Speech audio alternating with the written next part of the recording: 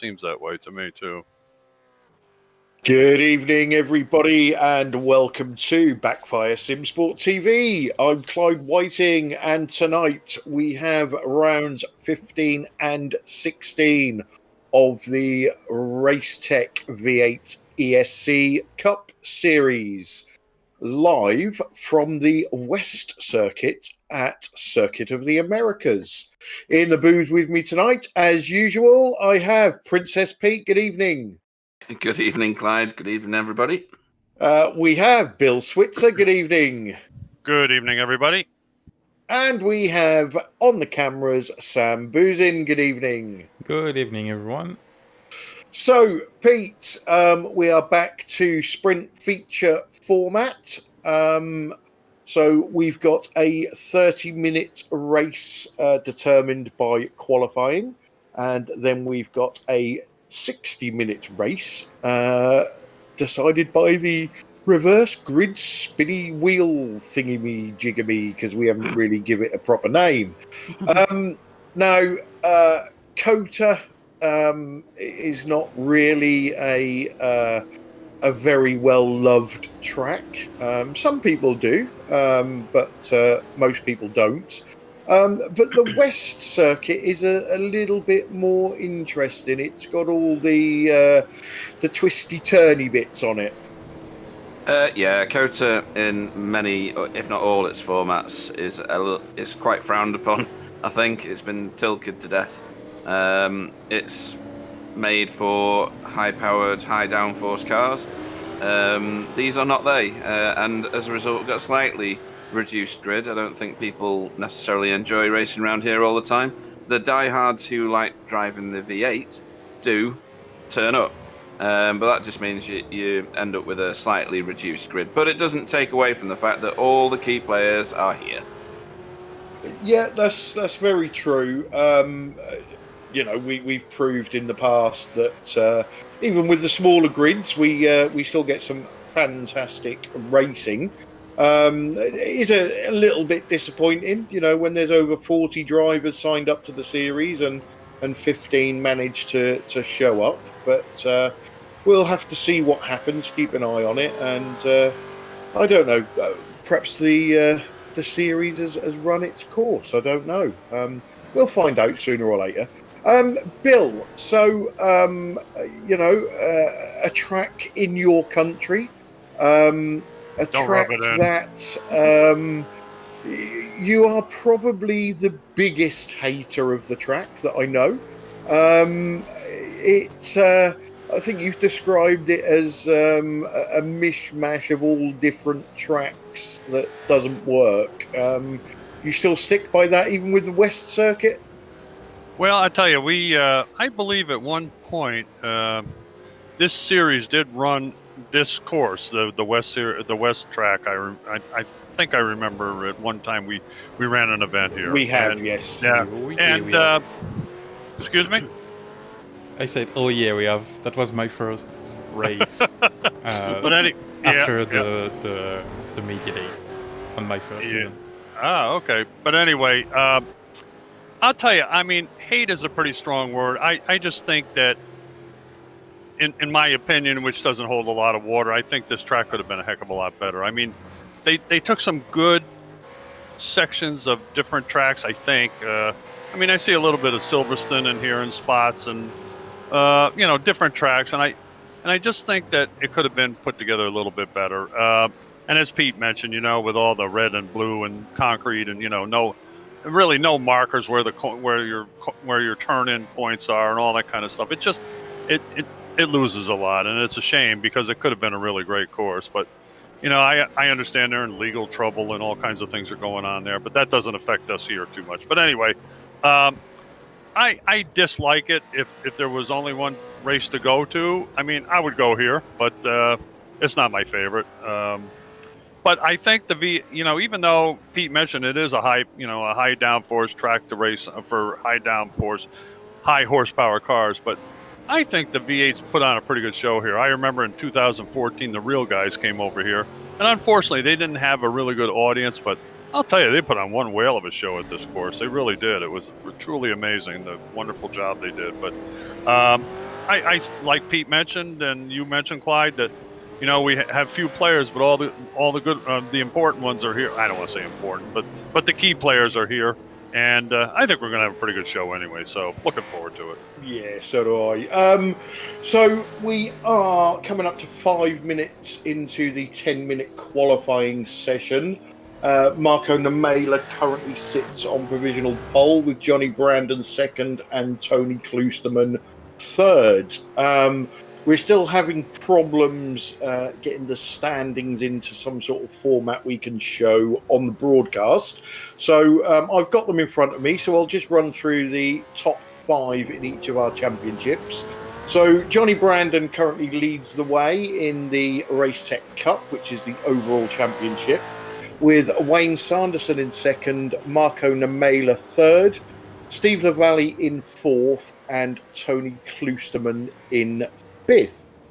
In the teams championship, we've got XVR Sim Racing leading the way, followed by XVR Sim Racing Black, then Never Quit Racing A, Racecraft Esports, and Never Quit Racing B. In the Fred Bingham Forever Forward Award, we have Johnny Brandon leading the way, Marco Namela in second, Wayne Sanderson third, Jamie Wilson fourth, and Ant Woodward in fifth. And in the Safe Driver Award, and I just have to sort this so that we can see the real order, we've got Wayne Sanderson leading the way, Steve Lavalley in second, Jamie McKnight third, Marco Loert fourth, and Richard Warmingham in fifth. So they are our standings. We have got rounds 15 and 16 tonight. Next time up, it's an endurance event, round 17, and then we've got the super sprint finale for the last 3 rounds. Johnny Brandon, as we said, currently leading the way, looking to be our first ever 3-time champion in the series, Pete. Yeah, he's fairly dominant in the standings that you read out before. In terms of he's leading the individual, his team's leading the team one, and he's also leading the Fred Bingham Forever Forward Award. So fairly dominant display so far this season, but that doesn't mean that people can't knock him off his perch still. And there's quite a few people who've shown up today that can do that. I don't think Foggy's in the session, but Foggy's turned up at some point for this session. Whether he'll race or not, I'm not sure. He's still got issues, I think. Yeah, he's still recovering, isn't he? Yeah. Where's Richard Allsop? He's back in again. And Ryan Walker's in. Always interesting. Saw Tyler Newitt's inset picture before. Could see right up his nostrils. That's always good. For Clyde with his nose fetish, as well as his foot fetish. Oh, goodness. So, there's some real fast drivers in here. And like I said before, all the key ones, the ones that were at the top of the leaderboard, have all shown up in their respective cars and teams. So I think it is going to be an exciting race. These guys are very, very capable, and they'll make a track like COTA, for me anyway, a more exciting race as a result of that. Yeah, and Bill, we've seen our fellow commentator Marco Namela be fairly dominant in this car, although I've just seen him crash at about 500 miles an hour. When he turns up,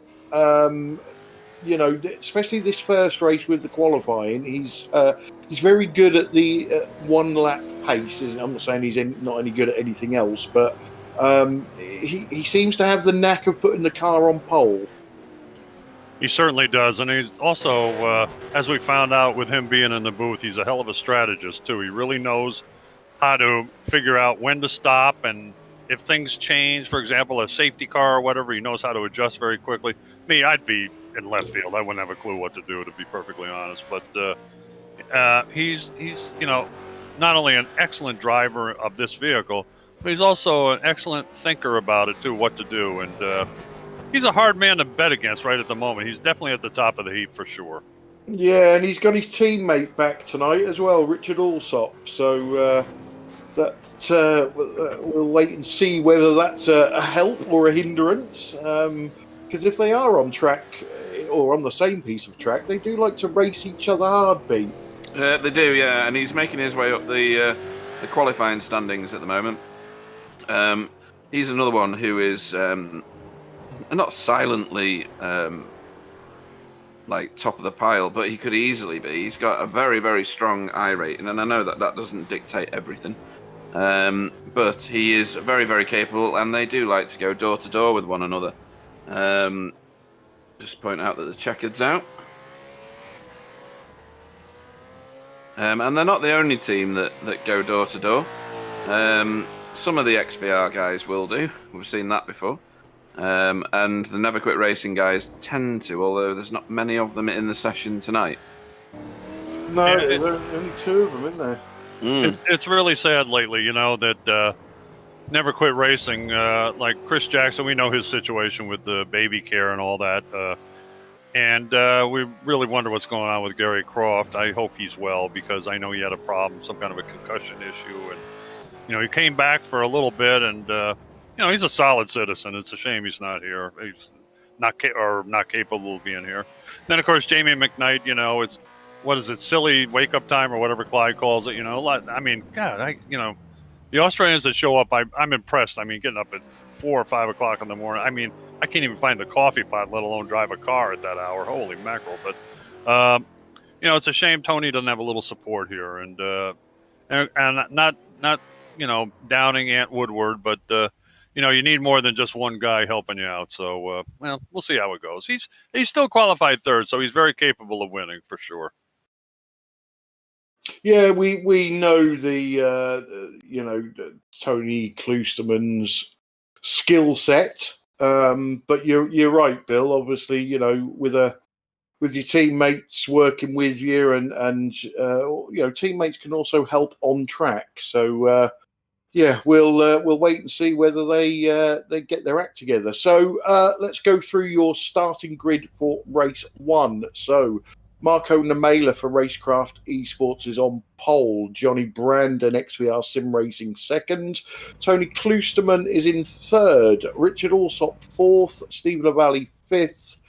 Wayne Sanderson in 6th. Rich Warmingham, 7th. Tyler Newitt, 8th. Ryan Walker, 9th. Jamie Wilson, 10th. Ant Woodward, 11th. Nikolai Bogotyrev, 12th. And rounding out your field is Adam Wright.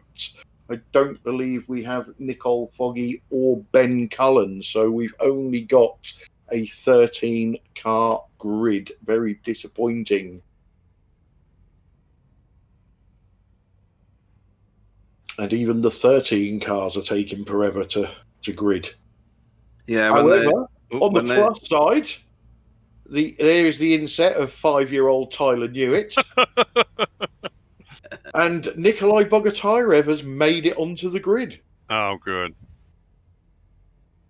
Let's hope he doesn't have issues tonight. I feel sorry for the guy. God. Yeah, his internet's not in his favour at the moment, No, is it certainly isn't. They do like waiting until the last minute for this. Lights coming on.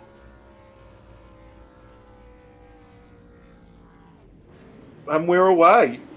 Wayne Sanderson wasn't. No, nor was Ant Woodward or Jamie Wilson. And Nikolai Bogotyrev has gone off like a cat with a firework up its backside. Yeah, and he's gone around the outside. He did a nice job passing on the outside, too. Is that Ryan? Yeah, Ryan Walker. Yeah. That was a hell of a start from Nikolai. Yeah.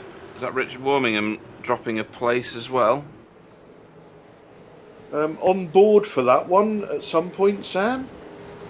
Once things have settled? Yeah, everybody's snaking through these tight and twisty turns here. You get a big bounce off that curb, and it unsettles the car. Jamie Wilson probably a bit wide there, and he's... Oh, we're heading into the... Go ahead, yeah, Pete, sorry. You have to be careful, don't you, with that lump, because it's like it gives you a sudden boost. Yeah, but if you're not ready for it, yeah. Kind of punts you out wide, and that puts you offline for the next turn that's due to you. But at the front here, Johnny Brandon, with his gold stripes now instead of the black ones he used to have, chasing down the black and gold and white car of Marco Nemela. Certainly trying to stay with him for sure. And Tony in 3rd, and we got Richard Alsop in 4th. Yeah, so the top four as they were on the grid. And our kid driver Tyler Newitt's in 5th. Yeah, Wayne Sanderson has lost 4. Wow. Yeah, he lost virtually all of that on the start line. He just didn't go.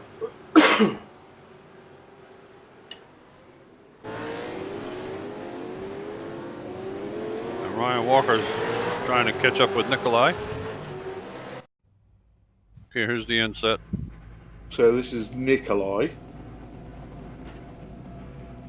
In gear, foot on the brake, go. Jamie Wow. Wilson didn't go. Nice start. Wayne seems There's to Wayne. Look at that. Wayne seems to get a whole bag full of neutral.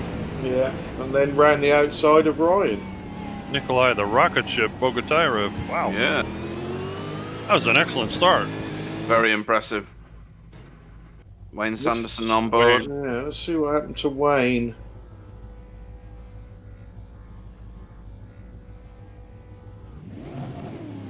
Wheel spin. Lots of That's what wheel it spin. was, wasn't it? Wheel Yeah. spin. Surprised at Jamie Wilson, too. He usually starts better than that. Yeah, he seemed to get bogged down, didn't he? Yeah.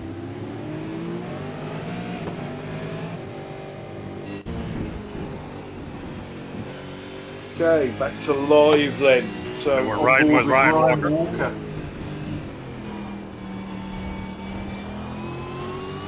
Yeah, and he's fully caught Nikolai now. Coming up the Maybe- front straightaway. Yeah, there may be a look down the inside here. I think he's too far away and not enough momentum to try anything. He is here. looking, though. Yeah, he's tucked Yeah, back you're in. right, Pete. He is a little far away. Yeah. A little bit of lock up there from Whoop. Nikolai though. Yeah, got Ryan really close now. Yeah, And Wayne was Sanderson's interested. closing Yeah. in. Nikolai stayed wide there, but he's on the racing line again now. Oh, he got a Whoa, massive baby. piece of curb. And Yeah, we've all Yeah, stacked he's up. had to bail there. He's going to get the mother of all slowdowns for that as Yeah, well. 8 weeks he'll catch up with him again. Yep. And again. I can't believe he's carrying on without dropping several places, actually.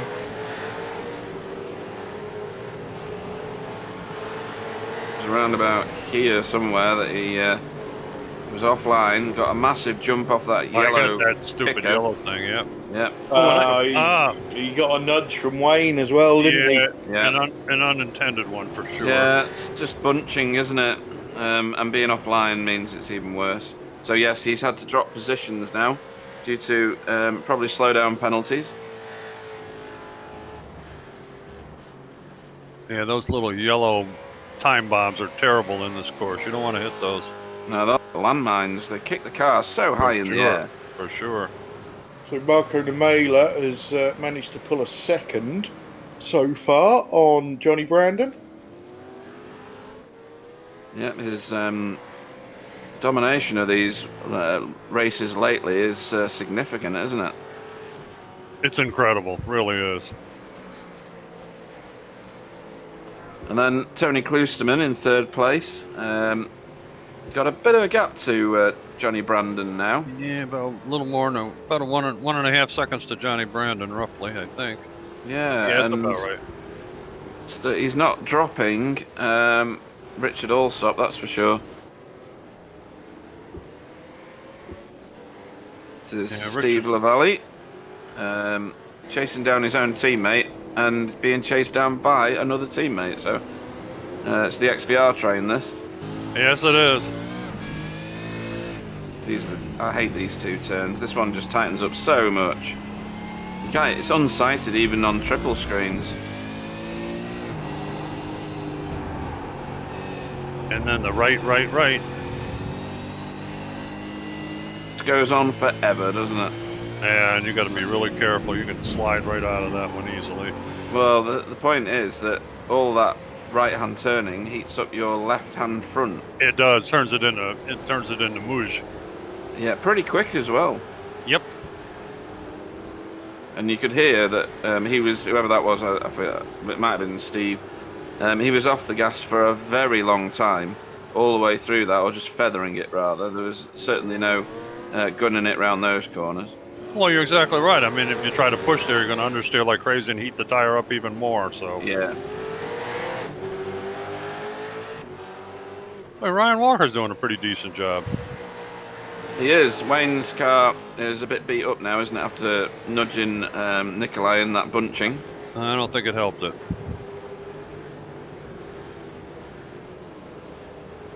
Doesn't look horrendous, does it? You no. can see the damage, but I think we've seen a lot worse. We have, and we've seen a lot less that's caused some serious handling issues, or rather power issues. Obviously, the engine's at the front of these cars, so if you were, it'd be preferable to get rear end damage rather than front end radiator engine damage. Definitely. Some of these turns are so tight, aren't they? Yeah, that one's ridiculously tight. That Yeah, I find a few of these turns on this track, I take like 3 attempts at it. Yes. You know, you turn in, start to it, turn in, start to it up, turn in again. Yep. Yep. I'm exactly the same. And turn 1, for me, is just a mystery. I still have no idea how you do that turn. I have to say, though, you know, as much as I dislike this track, I think that's the most unique part of it, going up that hill, making that corner. That's a very interesting place, you know. I mean, you can see a lot of different lines and different situations, so I kind of like that part of the track. I like that part. It does allow overtaking. Yes, it does. Because the exit is wide as well, so, Yep. you know, and there isn't just a single line. There's multiple lines in and out of that corner. True. Yeah, and I'm not going to disagree with either of you. It's by far the best turn on the course. Uphill Tyler into got it. a cheeky little grin on his face there. Either that or he's been smoking something. I'm not Or really is it sure. wind? Yeah, probably needs the burps, doesn't he, or something? I think he's listening. Yeah, he's shaking his head. Is he in a battle? Let's not put him on. He is, yes. Yeah, he's doing he's great. under He's some doing great. pressure. He's under pressure, too. That's right. It's teammate pressure, so it'll be blue on blue if he takes somebody off or they connect with him. If I was going to give Tyler any advice, I'd tell him to mute the broadcast, because us knuckleheads aren't going to help him any, for sure. No way, we're going to put him off, that's for sure. I mean, he's on home tarmac at the minute, isn't it? Albeit digital. That's true. Yeah, not sure what part of the USA Tyler's from, if I'm honest. I think prep school, looking at that. I've got Texas in my head for some reason, but that's got to be wrong, hasn't it? Not necessarily. I don't know. Oh dear, Whoa. no, that's the Hold wrong on, way, Ryan. Ryan.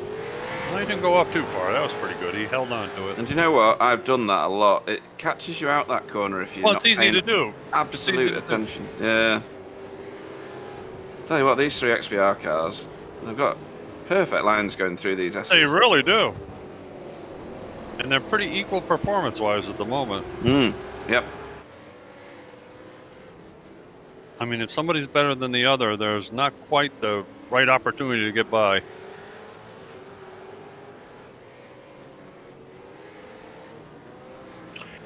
So Tyler's in the New York club. Okay. There you go. Now, I know New York is a bigger Massive. area than Yeah. us Brits usually tend to give it credit for. To us, it's just Well, like The one island, square. the island you- of Manhattan. Yeah, when you hear New York, all you think of is the city. There's a lot more Yeah. to it. Yeah. And that might, I'm not even sure, that may include Connecticut, possibly. Maybe parts of Jersey, I'm not sure. We'll find out if he pops into the booth.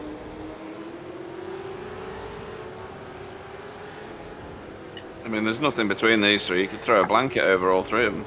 For sure. Yeah, and the at the front, Marco Namail has now pulled 2 seconds on Johnny Brandon. Yeah, and Tony's not let Johnny go. He's stuck with him. Yeah, it's about 1.8 seconds at the moment. It's almost equidistant between the 3 of them, actually. Yeah, Richard Alsop is within a second of Tony. So we'll have to have a look, see whether that is closing up or the gap is going out. Where's Lame?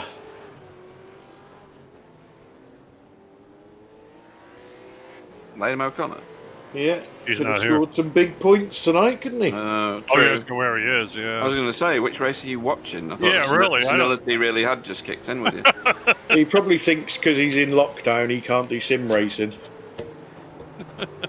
Because there's more than 6 people in the race. Yeah. We have got the oddest restrictions, haven't we? We have, yes. So you guys are back in lockdown again, huh? Bits of us only are. parts, yeah. Only parts. That's Yeah. See? We're all right in the flatlands at the moment. That's ridiculous. We're no better, believe me. And I can tell people got a little confident and were, didn't seem it was any big deal, and all of a sudden now we got a whole bunch of new cases of it again. So here we go.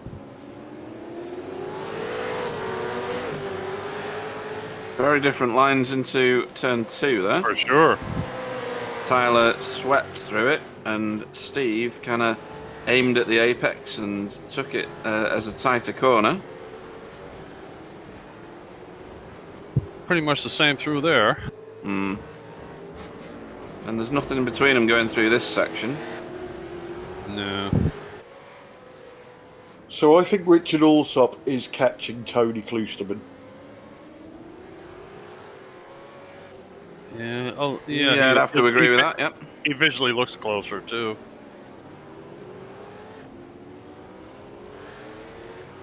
Now, lately, we've been mentioning in a few races that Tony's setup seems to be very lively at the rear end, kicking out and being a bit twitchy.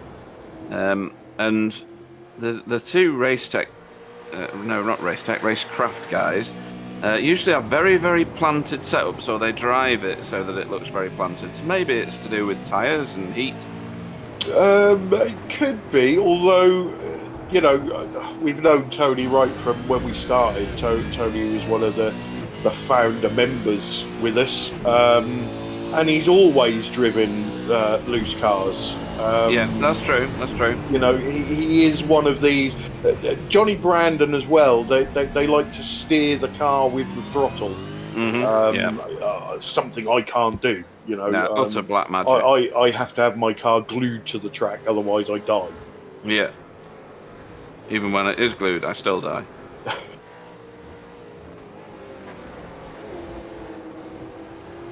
Well, the better drivers will tell you, and of course, I am certainly not one of them, but the better drivers will tell you that a loose setup, which is what you're referring to, will steer much better through a corner. And, they seem to go faster with that loose setup. I mean, like you said, somebody like you and me, we jump in their setup and start driving, and oh my God, you feel like you're on ice.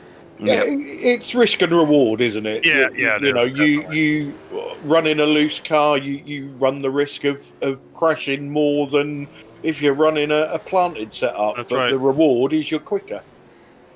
So we're just over halfway through this race. Well, Ant Woodward is trying to put the moves on Adam Wright. I think that's Adam, right? Yeah, it is. It is, yeah. Yep, it is. Okay. Adam forgot to tell Dave that he was switching to the Holden, hence why he hasn't got a paint. I did read that. Yeah, I saw that message. So he's got that Haggis, whatever it is, South End. That's Australian, isn't it? That one. Yeah, isn't he with Ryan? Ryan Walker. Yep. Yeah, down under. Team down under. Somebody else Down under. there, That's isn't it. it? It is Who the hell Haggis? Ryan. Who? Ant's looking. Ryan Walker. No, I thought there was 3 in it. Oh, is there?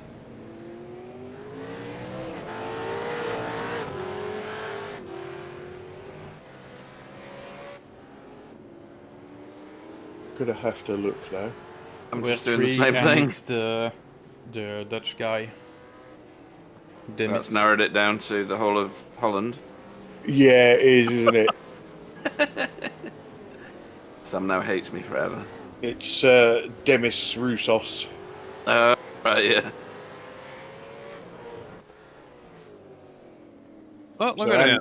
And Nice get move. that move done. That was nice. That was a good one. Pete, Sam hated you from the beginning, so don't, think it's anything new. No, I'm used to it.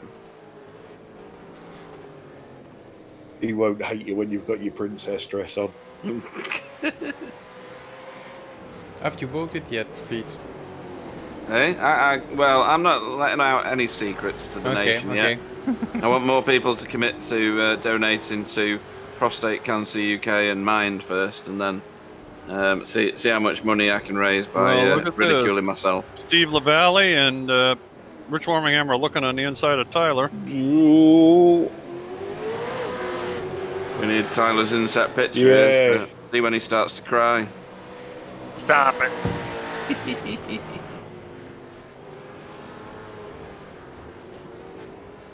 There we go. Still got this awful section on the track. It's just an S section that never ends. Yeah, you get bored, don't you? You're like, well, and another one. And they're different too. They're one's a little longer than the other. They're not easy, I'll tell you. No, Tyler's car is so loose. He's doing watch his steering wheel.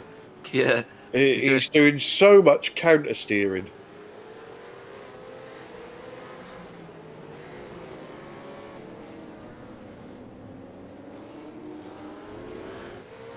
Certainly defensive on Rich Warmingham. Yeah, plus, he can feel the broadcast pressure on him because he knows he's live and everybody's watching him. Yeah, and he's got 18 million people watching him at the moment. At least. No pressure. Yeah. 18 million. Come on, Tyler. You're losing ground. You're doing great. Don't listen to him, pal.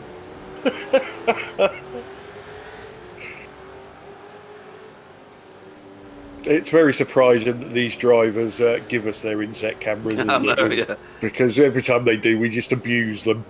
Yeah. And again, Tyler's taken the wide line through there, and Richard, Rich certainly did not. It's because he's too busy laughing, really well. That's why. I know, yeah.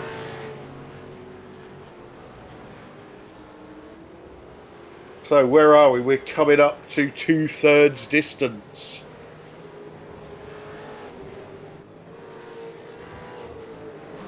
Sort of guessing we're going to have a full reverse.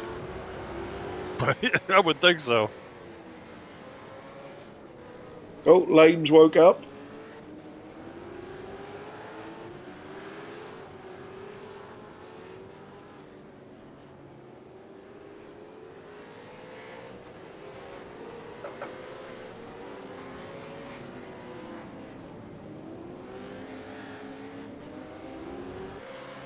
So it looks like Tyler was definitely holding up Steve LaValle because Steve LaValle's disappearing now. Yep, he certainly is.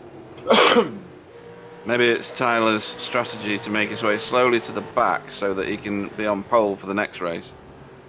Yeah. And at the front, so Marco Namela's now got a 4-second gap over Johnny Brandon.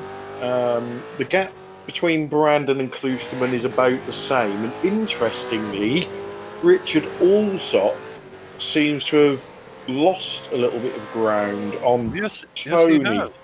Yes, he has. He was right on his back bumper there. He wasn't he? Yeah, sure was.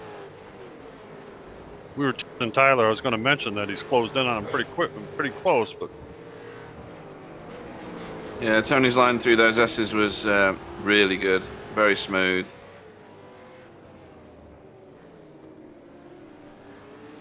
Now, I know Tony's not happy unless he's winning, but he must be. This is going to be the biggest commentator's curse ever. He must be happy that Johnny Brandon is not disappearing into the distance. Yeah, bit wiggly there. See what I mean about commentator curse? Yep. And that'll put him into the clutches of Richard again.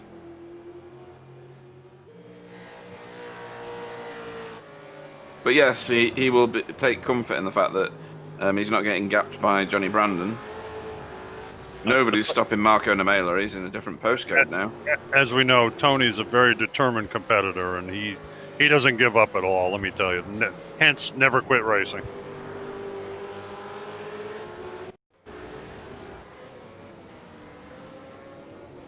Ooh, wiggle from Tyler.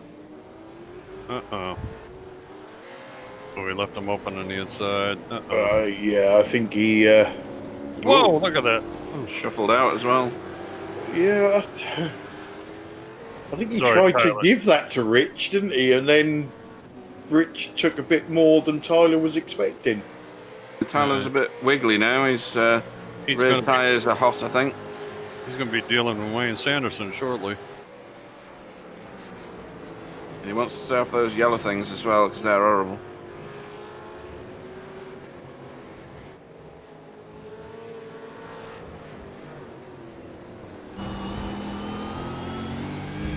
On board with Tyler. Again, what's his steering wheel? He's a little twitchy coming back. Well, there he was okay. He was all right there.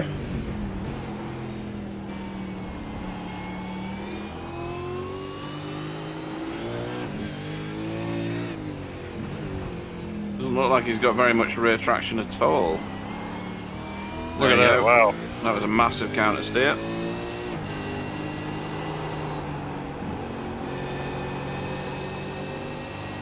Drifting further wide here. A tough corner to hang on to. Yeah, especially with hot tyres and... Yep. You've just been And like gunning it for however many laps, 15 laps. And like you said, Pete, it goes on forever, which heats up the tire even more. Yep. So once you start going offline, it gets worse and worse and worse.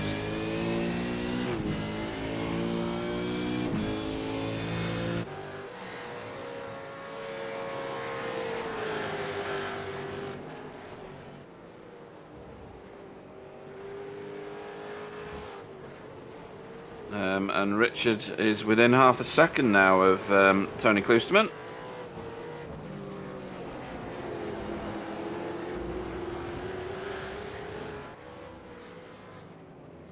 One thing catching Tony, and it's another thing getting past him, because he is very, very experienced at putting his car in very awkward places. Yeah, he's a quality racer, no doubt.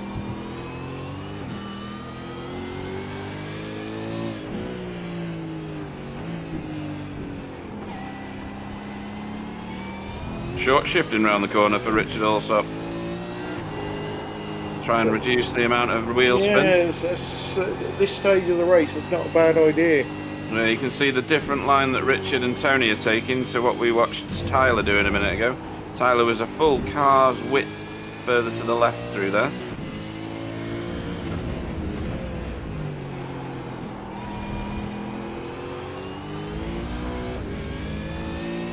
Well, Richard Alsop's car looks very calm, doesn't it? It does, and these two are very, very well matched at the moment, aren't they? They're very even. Yeah. And to be honest, Johnny Brandon's not gapping them, so I think we can include him in that. You know, like you mentioned, Racecraft seems to have this, you know, you turn the wheel and it goes, and then you bring it back to neutral. You don't have to counter steer or anything. Yep. Seems really planted, I guess. Ooh, Whoa, Matthew, baby. what? Them, boy. Those things do damage to your car as well. And look how far offline he was going through the rest of that section. Just off hitting one of them. But he's back onto Tony's rear bumper now. Yes, he is. He's got the sniff now because he knows there's not a great deal of time left. He's having a look. Taking a dive. Well, yeah, Tony's... Tony stayed clear of him. I think Tony understeered. Oh, right. Oh, well, I'd like to see that again. Yeah, I'd like to see that overhead. I was wondering if Tony was really expecting that one. He kind of looks surprised all of a Here we sudden. go. Oh, Tony yeah. was countering He locked that. up kind of a little I think, bit. I think he had a bit of oversteer, then understeer. Yep. Definitely got caught out by his own car. And I think you're right, Bill. I think he was wondering where Richard had gone to in his mirrors. Yeah. Tyler now been hunted down by Wayne Sanderson and his redesigned Ford Mustang. fireworks going off here.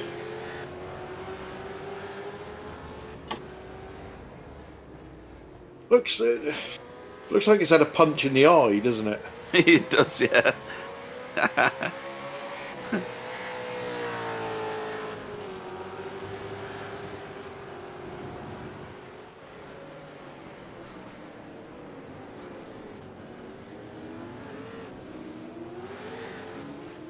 Oh, that was a big bit of wheel spin from the rear end of Wayne's car. It stepped right out on him. Doesn't take much to lose the car in front either, does it? No. It was right on him a minute ago, and he's like 4 car lengths back from him now. Nikolai's still soldiering on without any internet issues, thank goodness. Yep. And long should that continue, for sure. And riding along with Jamie Wilson on the inset there. Bump.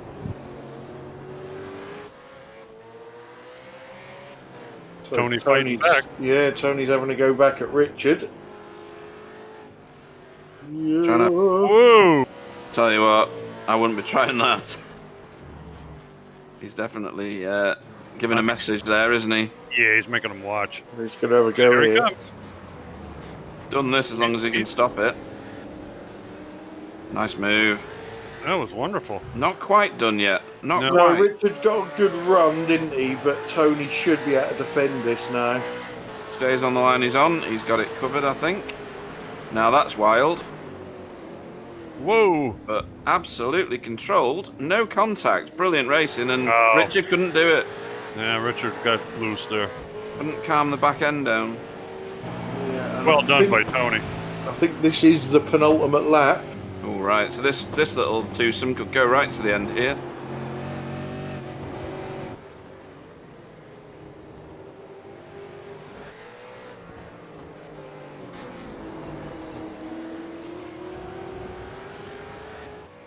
Obviously, these two are now getting dropped by Johnny Brandon for obvious reasons while they're scrapping. Oh, yeah. They're delaying each other. I don't think either one of them was going to catch him anyway. No, it was highly unlikely, wasn't it? Yeah. Through the warehouse section. Whoa. Hang on to it, Tony. That was just a little wiggle.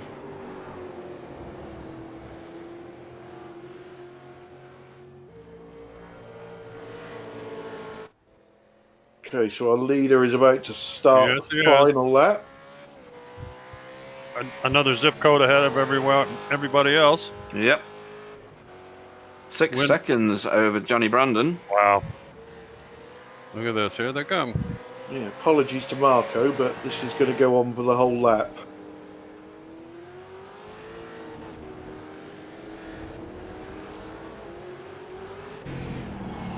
So a much wider line in from Richard Allsop. He's on the wrong side of that NQR car though. Oh, this is quite a battle. There's no real way through on this section. 'Cause No. You just go wild, don't you? And that's Oh, not he gonna hit that. help. He hit that triangle again. He did. First one, yeah. Tony's far smoother through there. Oh, Oh. Tony's going to slow down. Oh, what a shame. That's a hell of a way to lose it. Yeah, Tony's not going to be happy with that at all. He might still get him. He got him here last time, if you remember. He did. Yes, he did. He was closer the last time, I think. Oh no, we're not at that section yet. I think if So- I was Richard, I would have said, no, stay in front, Tony. I'm going to punt you off anyway. Just to frighten him. Yeah. Oh dear. Funny. So Marco Namela comes up to the last corner. And a dominant victory from the Racecraft Esports Yes, driver. indeed. Congratulations, Marco Numella. Oh, and Tony. Tony's making a move. There's Oh, a gonna little be door bang. banging. Little door bang. Who's got it? Who's got it? Richard's Oh, got Richard. it. Drag race to the line. I think Richard was accelerating on the grass. Wow. That was a heck of a finish. Wow. That was brilliant. That was the Oh, best there's part. other cars in this, isn't there? Tyler managed to keep... Oh, no, not yet. He hasn't, has he? Yes, he has. Yep. Tyler's kept Wayne behind him. No, that's a replay from the last lap. That's a replay. Oh, right. So he hasn't then. No, Wayne's got that position. Should have looked down to see the word replay, really. Tends to give it away. It does, doesn't it? Well, that was a hell of a finish. Certainly was. It was, really. Okay, the winner of that race. Oh, it disappeared. Oh, there we go. Okay, Marco Namella was in first. Johnny Brandon finished second. Richard Alsop third. Tony Klusterman fourth, and a heck of a battle between those two guys. Steve LaValle fifth. Rich Warmingham sixth. Wayne Sanderson seventh. Tyler Newitt eighth. Ryan Walker ninth. Jamie Wilson in 10th. Nikolai Bogatyrev in 11th. And Ant Woodworth in 12th. Adam Wright 13th. And that's it. The other two guys didn't start.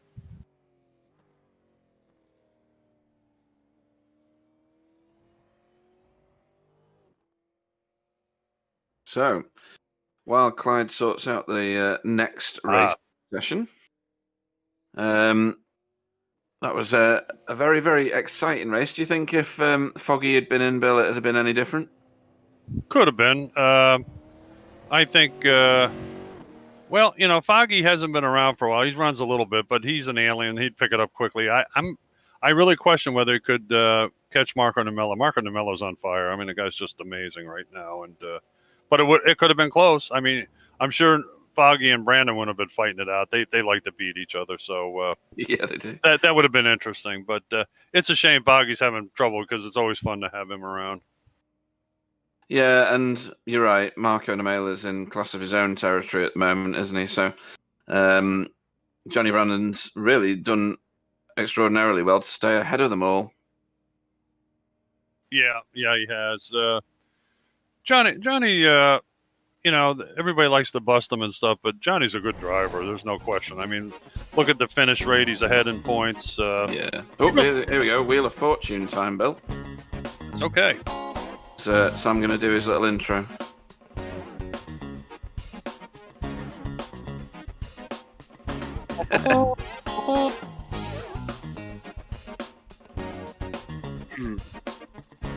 So, well, 14 covers everybody, I think. Yeah, 14 is everybody in. Oh. The less we can have is 10 with this wheel. If we got Right. still... yeah, not Next enough time, people, what you should do is just do donate a bit down. Do a wheel just with all of them full, apart from one. Good one. Dear. Funny stuff. So, this will be a full reversal, so that will put Adam Wright on pole. With Ant Woodward second and Nikolai Bogatyrev third, Jamie Wilson fourth. Anybody more than one lap down at the end of the first race isn't included in the reverse grid.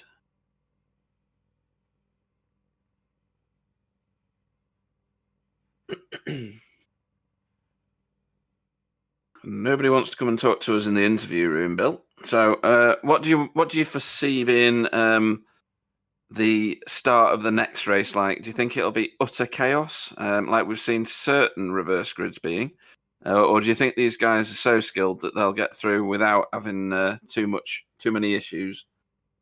That's a good question. I have a feeling we're going to have a little door banging in this one. I mean, I don't see how we can avoid it, to be perfectly honest with you. Especially the first turn at COTA here is like funneling into up that hill, funneling into that one section. There's going to be some stuff going on. Maybe also down through the S's into that whatever corner that is that cuts across on the wet circuit. So, but I think the cream's going to rise to the top again. I believe either Marco or Johnny will probably win this race. So you reckon they're going to be able to get through unscathed through the well, what will it be? 12 and 13 cars in front of them. Good.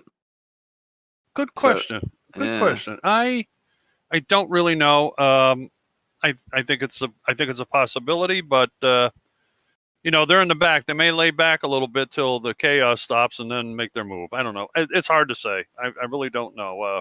That was a very good question, though, Pete. What do you think? I think one of them will, but I don't know which one.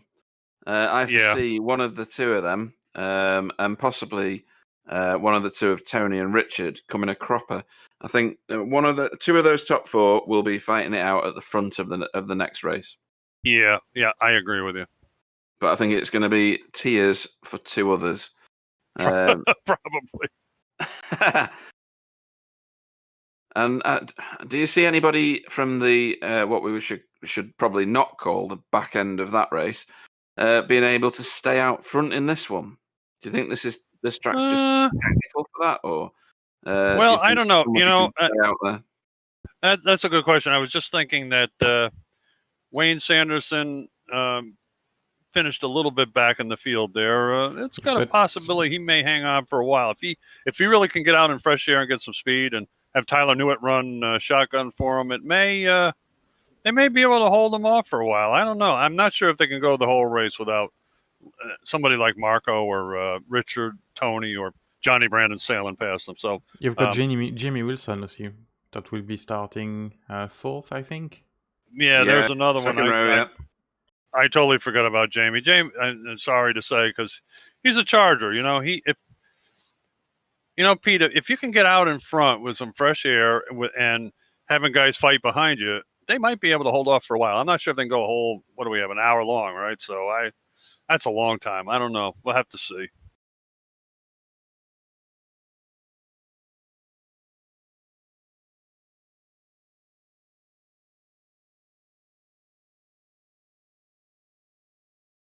Did you run any laps here today, Pete, before it started?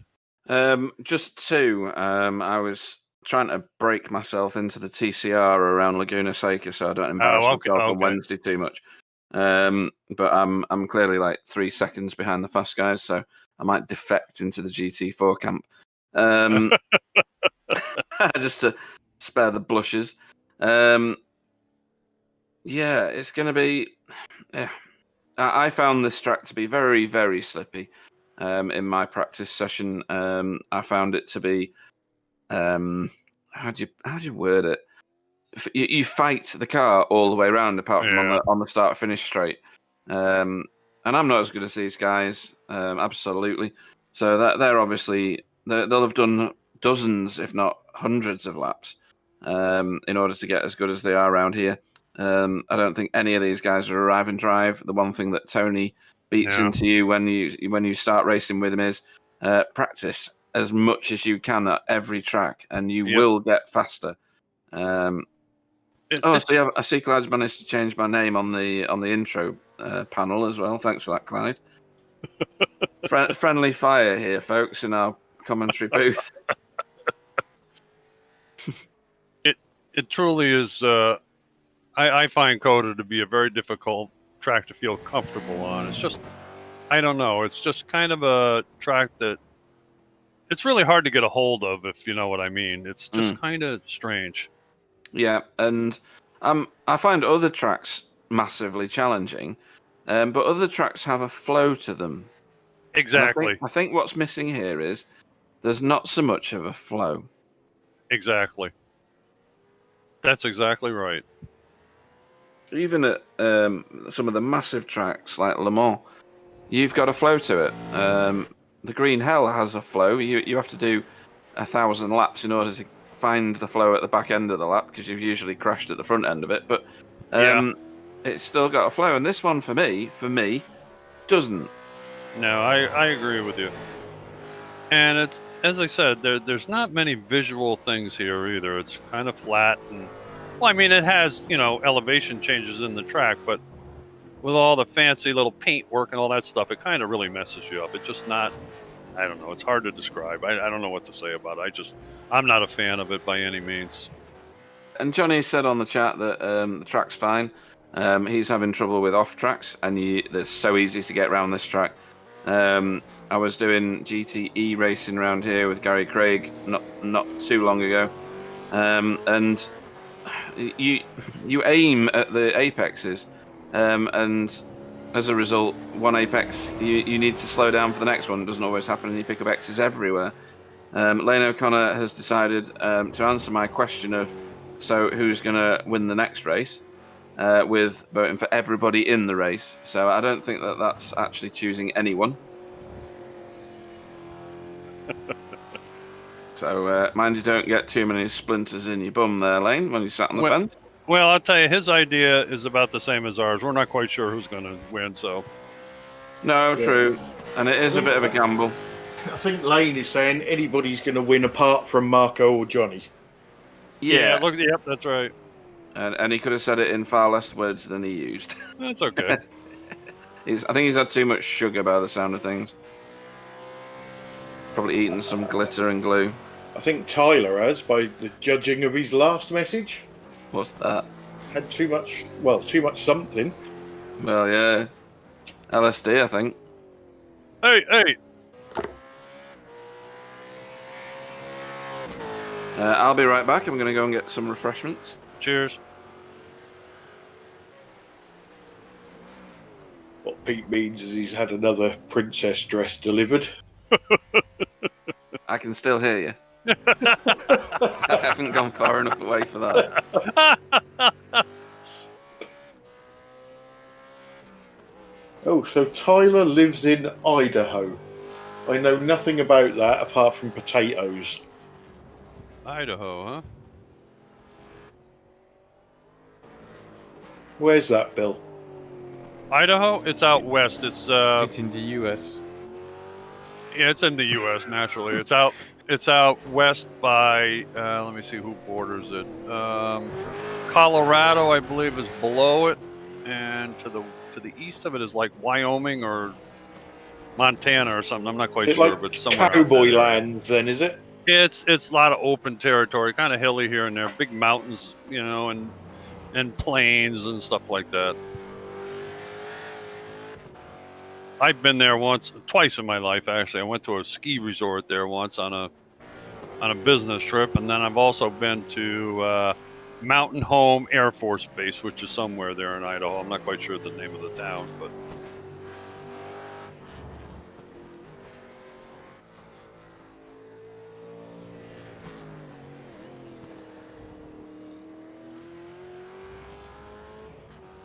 I would imagine that the mountainous areas in Idaho right now are feeling the throes of winter.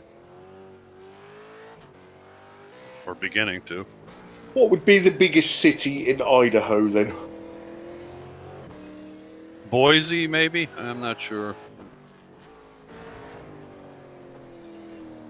I believe it'd be Boise, which is their capital, but I might be wrong.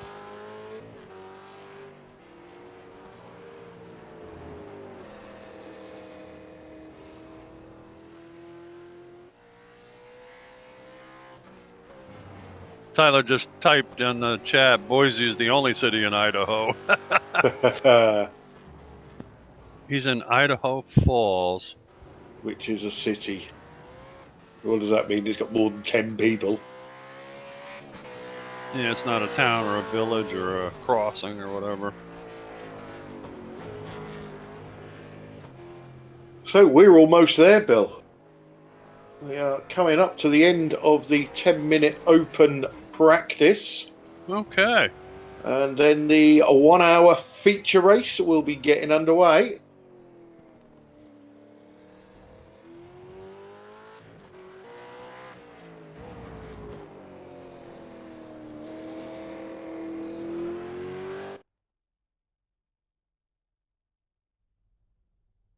So there we go, end of practice. So starting lineup is certainly not what's on the screen. It is, that's better. Adam Wright on pole, Ant Woodward second, Nikolai Bogotyrev third, Jamie Wilson fourth, Ryan Walker fifth, Tyler Newitt sixth, Wayne Sanderson seventh, Rich Warmingham 8th, Steve Lavalley 9th, Tony Kloosterman 10th, Richard Alsop 11th, and Johnny Brandon 12th, with the winner of the sprint race, Marco Namela, in 13th. Lights are coming on already. And we're green. Oh, and Woodward didn't get away again. I'm sorry, right now I don't have a picture, Clyde. Hang in there a minute.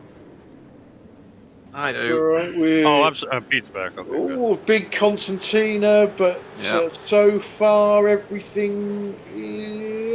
Tony's going up the inside.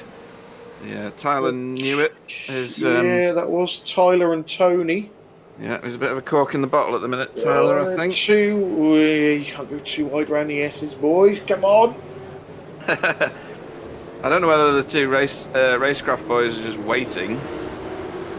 Whoa! Whoa. Richard out of shape, was it? Or was that No, Marco? that was Marco. Oh, right, yeah. Tony's done a decent job of getting ahead of a few cars already.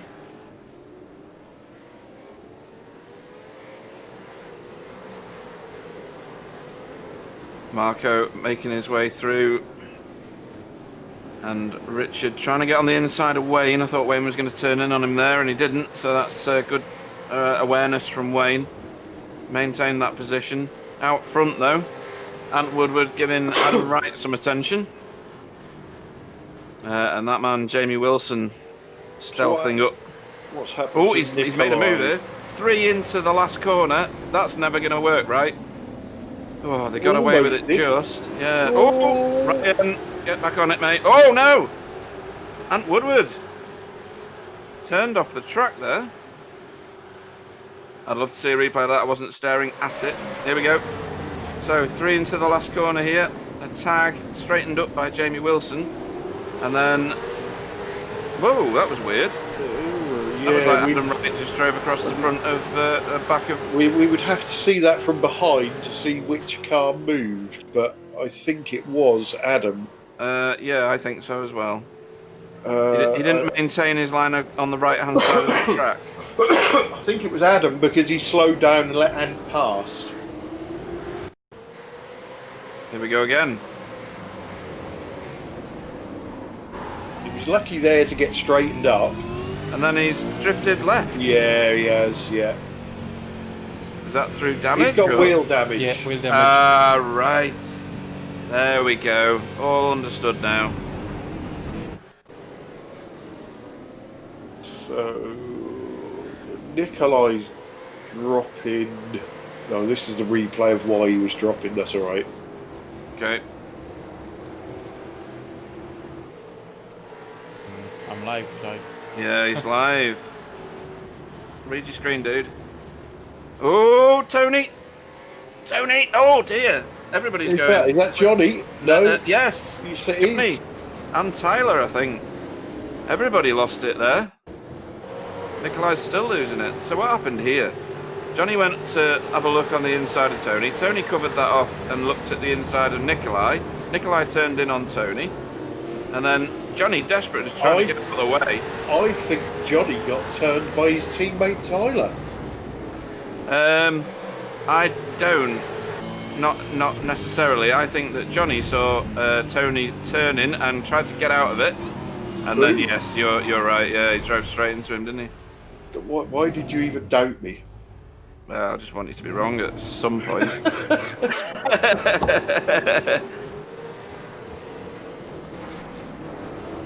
So the two racecraft boys are steadily making their way forward. Marco's got no bonnet, so good aeration of that engine. Yeah. Anybody think we were in a sprint race? This is an hour's race. Yeah, it's got up on it. Not on my screen. Oh, he has on the broadcast, yeah. That's weird. I just realized Richard Alsop's driving a Mustang too instead of a Holden. Yeah, he always does. Oh, does he? Okay. I'm old, I forget. So Jamie Wilson is in the lead at the moment. Yeah. Who called him? Well, Lane O'Connor called everybody, so technically Lane O'Connor won.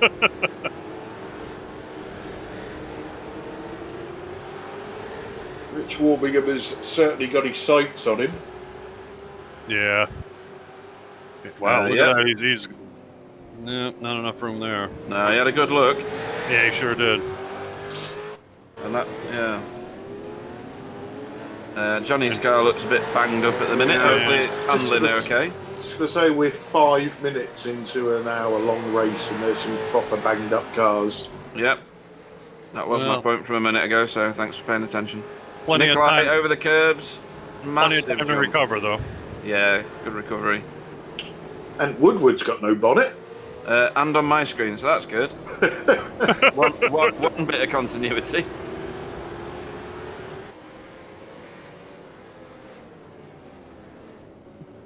Oh, Wayne. Just Wayne, totally hey, cooked that baby. going past Nikolai. He needs a telescope to find the apex now. Oh, dear, Wayne. Baby. He's pulling off the track to let Nikolai Yeah. back past him, so good effort, Wayne. He shot straight. He overtook that. Yeah. And then, How did he not see Nikolai turning across him, though? Or just couldn't he get it stopped? Yeah. Something Looked like like that. the understeered to me. Yeah.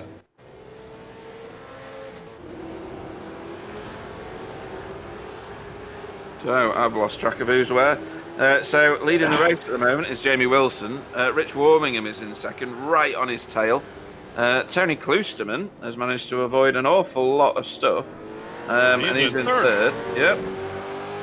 And then Steve Lavallee has pushed himself into fourth place. He's up 5 positions. That's good from Steve Lavallee. And then the 2 Racecraft boys after that. Well, we're still in early days, but pretty interesting at the moment. Okay, so I just had Marco with no bonnet then. Ah. Thanks, iRacing. So it's not just your end. No. Oh, Steve Lavallee's looking. Woo.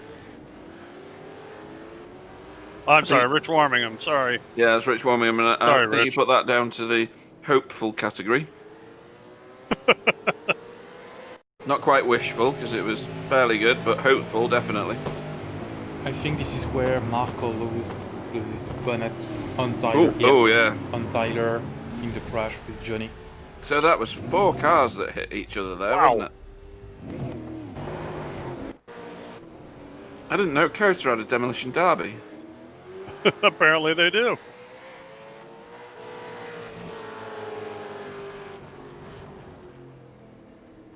So this is Johnny with an ailing car, or it was. This is another battle for the lead of this race. Yeah, and I'm guessing that, it's an hour-long race, and you could say, Rich doesn't have to force the issue here. But he's got Tony Kloosterman behind him, who's closing. Rapidly. He probably wouldn't mind putting Jamie right between him and Tony. Yeah. Yeah. Jamie Wilson, sorry. Yeah, and we know that Rich Warmingham's extraordinarily handy. Yep. So when he gets in front, or if he gets in front, I should say, he may well just disappear off. He very well could. Of course, Jamie Wilson's no slouch. We know that. No, I know. And he's generally a very, very smooth racer. Yep. And aggressive but smooth.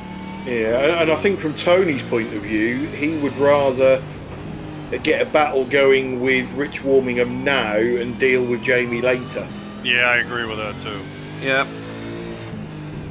Oh. No, Look at that's this, very look at different this. lines. Wow. I thought there was way something out going there. on then, but that's just the lines that they take. Jamie sweeps the corners here.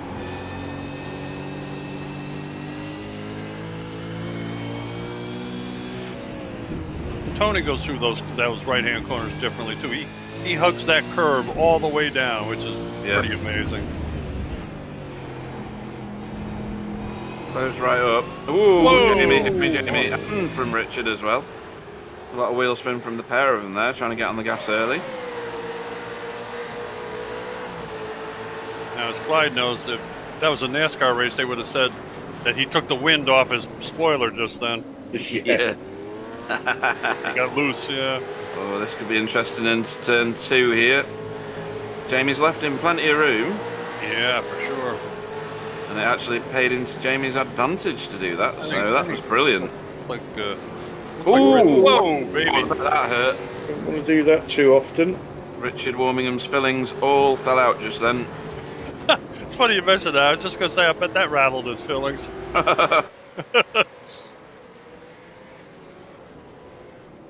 Yeah, Tony and who's behind him?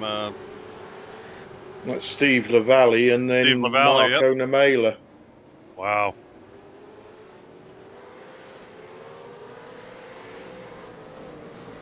And Richard Alsop is now catching. Marco does not have a bonnet. You're right.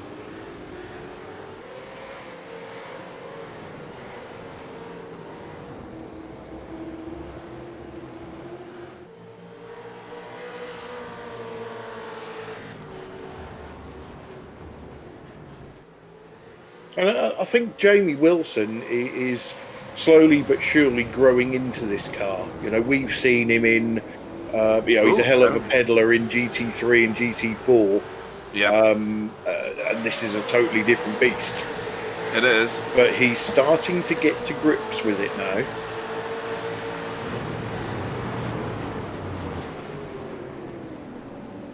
Somebody has just gone out wide. It was Jamie Wilson. I see the skid mark across the track and the smoke. Jamie's trying to get himself back on the racing line there in front of Marco, which he's managed. And Rich Warmingham now. Free track ahead of him. Sorry, Bill, go on. That's okay. I was just going to say Tony's cleared Jamie Wilson, as we see. Yep. Yeah, and Marco's cleared Steve Lavallee. So was Jamie helped, or did he do it all on his lonesome? Oh no, on his own. Yeah, just Whoa! locked Locked it up. Too bad. Yeah. No. No damage to his car though. Just very hot tyres, I would expect. You know, coming up that hill at speed on the front straight is a little bit deceptive. It's very easy to do what Jamie Wilson did. Yeah, done it loads. He could have had one eye in the mirror as well. Absolutely. Yeah.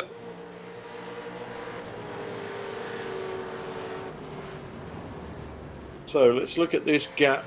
Warmingham and Kloosterman, 1.5 seconds. Also watch for Johnny Brandon going into the pit, because he is going to pit at the very earliest opportunity. Yeah, damn right. He's got lots of damage on that car.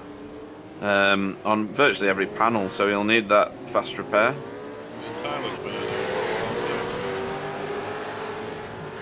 Yeah, that's odd actually. He's got a fast repair. Why is he still in there? You did give them a fast repair, right? I did, yes. Right, okay. Let's look at his inset and see if he's still at his wheel. No, that's a good point.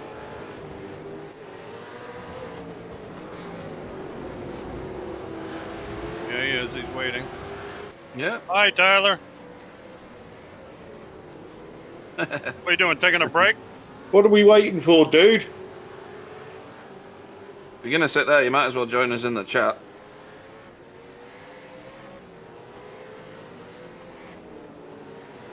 And he's in the interview room now. Go on, Clyde. Go get him. Hang on, I'll drag him in. Tyler Newitt, welcome to the booth. Hello. What's going on, dude? Oh, I couldn't make it on without stopping again, and was so far off the end of the pack, it was just not worth continuing to drive around a track that I despise. That's a Not shame. a fan, then.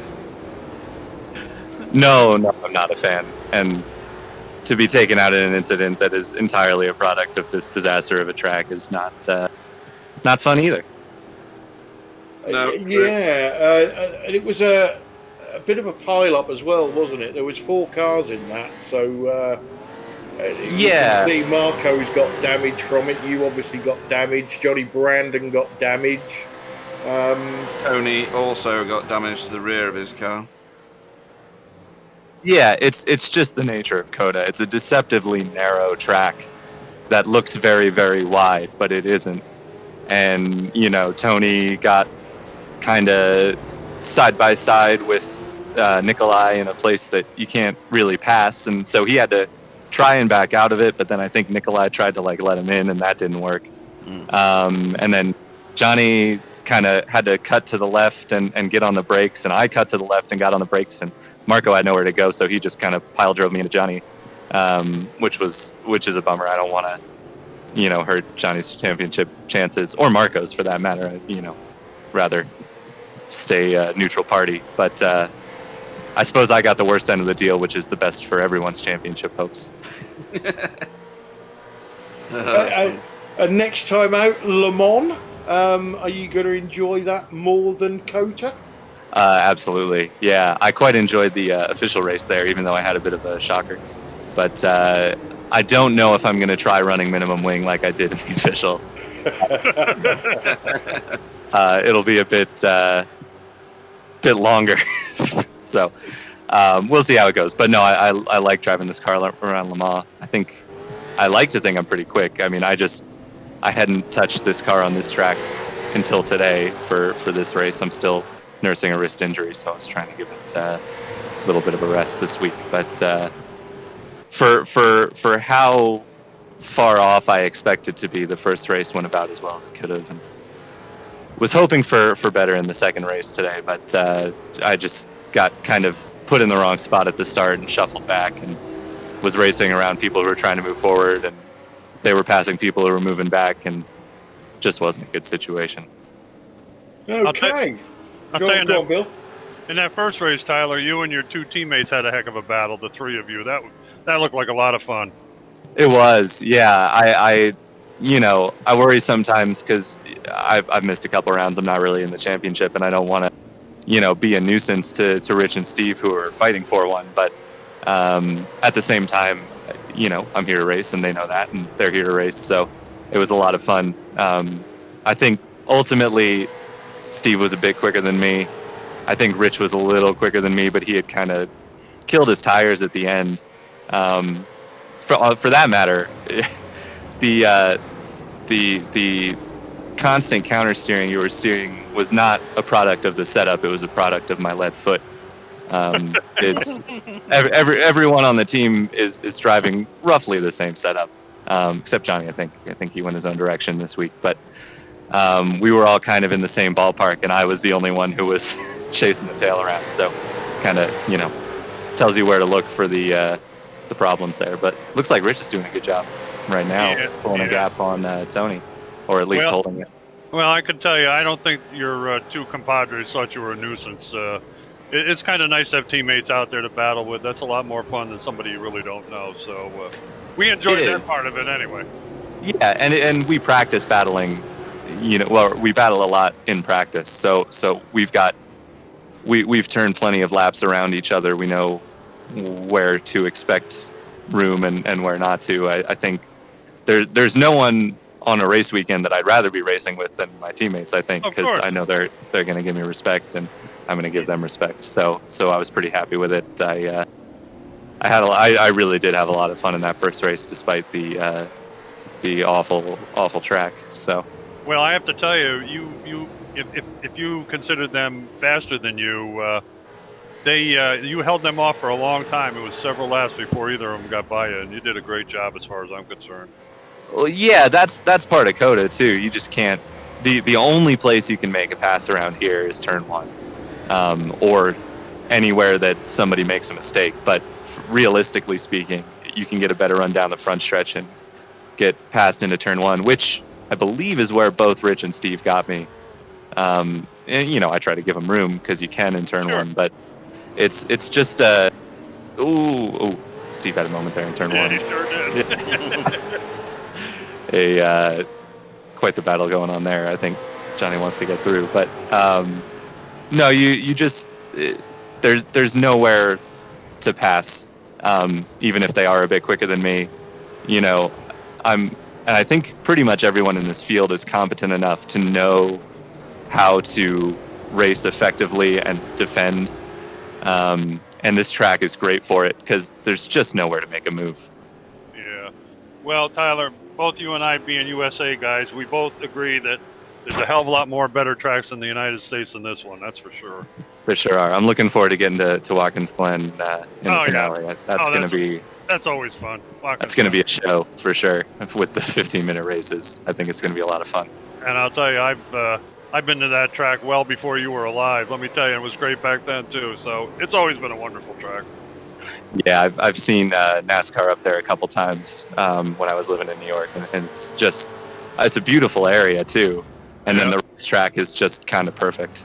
Yeah, it is. It doesn't get much better than Watkins Glen. So. And it's in a pretty area right at the foot of Lake Seneca. It's really beautiful. It really is. Oh, is that Marco Richard? Namela is Marco. in. Okay, he's in. Oh, and Richard spun it out of the last corner. He's dropped behind Steve, John, and Jamie as well. He was getting a loop back around. Okay. So, anybody you want to have a shout out to before we let you go back to watching? Yeah, XVR, of course.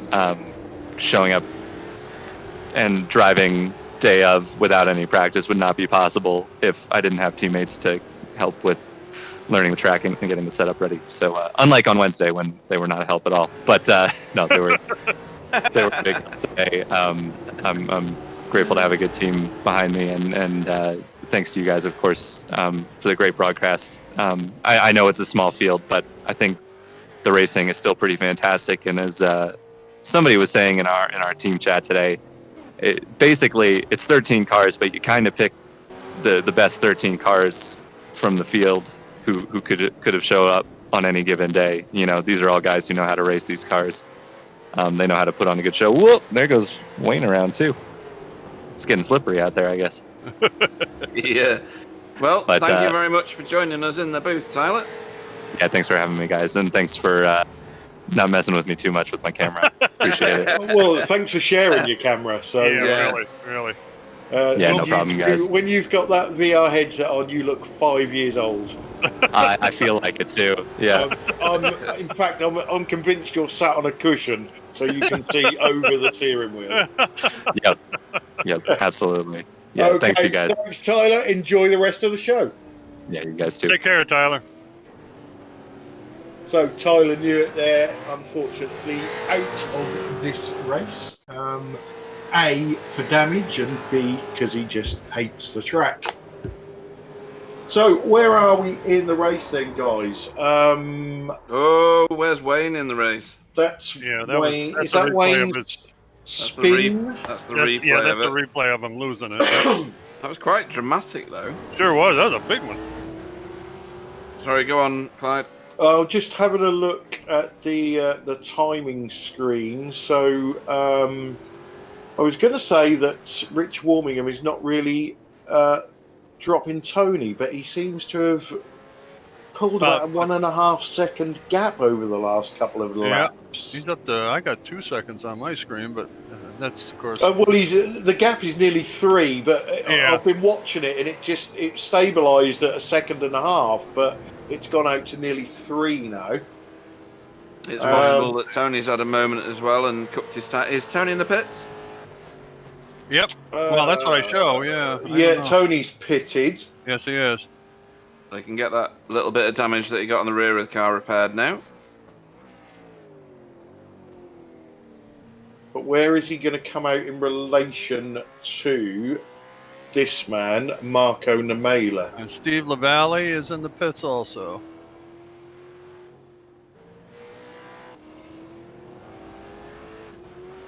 So Marco Namela was the first of the leaders to pit. And that was 3 laps ago. So we'll have to see if that undercut has benefited him at all. Okay, here comes Marco down the front straightaway. Yeah, pit lane. What's happening in there? Tony's Tony's leaving. on the way coming out. out now. So Marco's going to get the jump on him. He certainly is, and it's going to be quite a big jump as well. Look at Considerable that. amount too. Yep. Wow. A couple seconds anyway.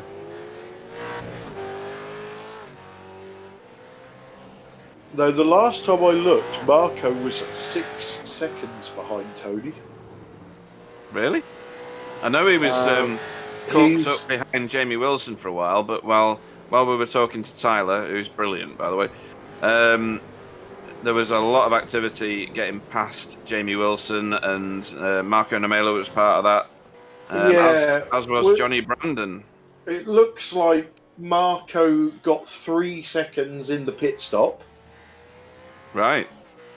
And then he's probably got, what was he in front of Tony at the moment? 1 second, nearly 2 seconds?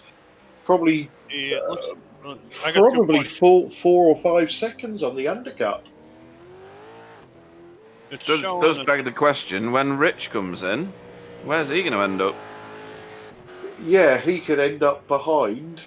Or right beside Marco Namela. Given where Tony came out. And I'll tell you something else. Brian in the pits. Johnny Brandon is not that far behind Tony Kloosterman. No, he isn't. 3 seconds, 3.5 seconds, is it? Wow. Yeah. Johnny's pushing hard. Do we Because really- Johnny was another one that's short-fueled.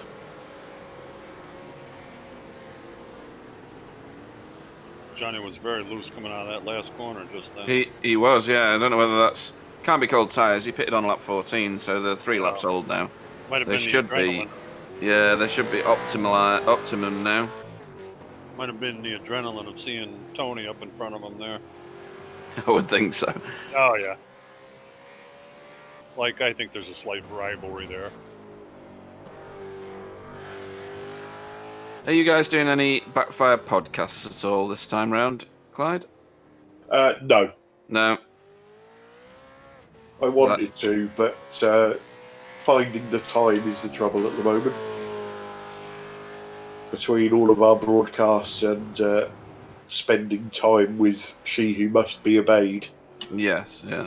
Otherwise you don't get cake. Exactly. Mm.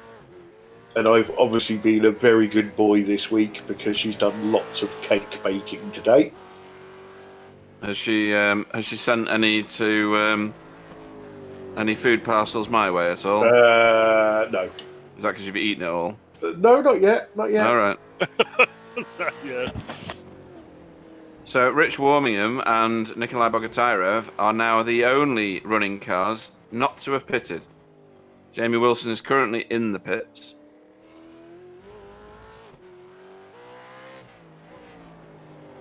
So my day went like this. I had bacon sandwiches for breakfast. Oh, Nice. God. Sounds And then for 11s, I had fresh out of the oven chocolate chip cookies. Okay. Did you burn your mouth? Then, no. Then well. about 2 o'clock, we Damn, had yeah. Damn. just out of the oven, I don't know what she's called them, Bakewell Blondies or something. Okay, yep. And then I had steak and all the trimmings for my tea. She's a feeder then, is she? Oh, hang on. Here comes Rich Warmingham. Yep, he's in the pits. Right, so this is going to be interesting. Pete, all I can tell you is Katie is far too kind to Clyde, okay? Far too kind. Defo. She knows which side her bread is buttered. Oh, yeah, here we go. Listen to the tough guy. Right, Clyde- so Clyde's I'm, in charge. Clyde's in Nikolai's charge of going Katie gets again. home. Yeah. I'm watching Marco Namela. He's now coming round the last corner. He's going to do him. Where is Rich at the minute? Is he still He's sat now or coming not? out. But he's going to be speeding up as Marco and probably... Oh, can I do it? Is he going to do it? He's Well, got that's cold as close as you like. tyres. The Namela effect has taken effect. Look at that. Not quite over yet. Oh, yeah, it is now. So, what can Rich Warmingham do on slightly newer tyres? Oh, it's quite a lot newer tyres, actually, isn't it? Tony's not exactly out of the picture either back there. Oh, where's Marco going? Has he got a slow Slow down? Marco's got a slow down. Yep. I wonder where they're picking up that slowdown, that particular one, because Tony had that in race 1. Got to be coming across that, maybe off onto that west section there, maybe. I don't know. Yeah, one of you is going to have to point that out to me. I'm guessing, Pete. I really don't know. So that's put Marco now behind Rich and Tony. So this is going to get tasty quickly, I think. I think this may help Marco.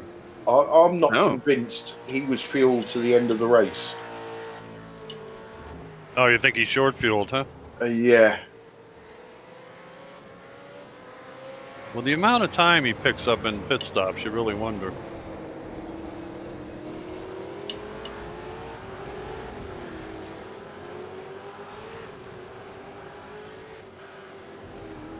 Rich Warmingham doing? Trying to warm his tyres up, I think. I don't think so. At full speed. He's trying It's to a break recipe the for draft. If he disaster. Yeah. Where is Johnny Brandon when all this is going on? He's behind Marco. he's There he is. There he is. He's back about, what, 3 seconds or so from those guys. We'll have to keep an eye on that particular gap. Right there, Pete. Oh, you just missed it, I think. Yeah, there he is in the background. No, I was talking about where you get the that. off track. For the off track, right? Oh, you'll have to show me next time.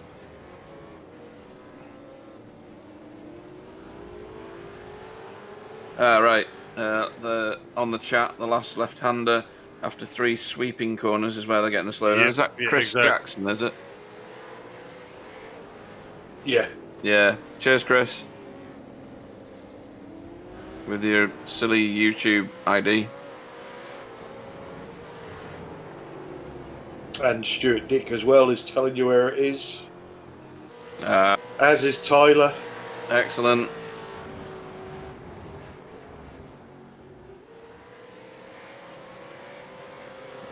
Yeah, because Tyler knew it. And I'm gonna leave you on that. And see you next week. Excuse me? Sam said it's because Tyler knew it. Ba-bum-tsh. Oh. He's here all night, folks.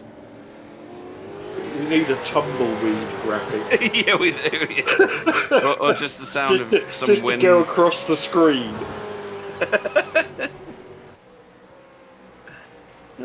Tyler's like so original. Not. That's funny. That was funny though. Nice one, Sam.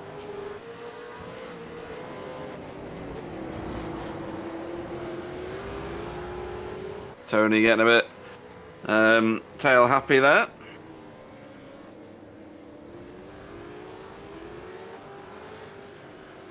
See, to me, Marco's just not trying anything at the moment. Nah, he's hanging back. So you think he didn't get a slowdown?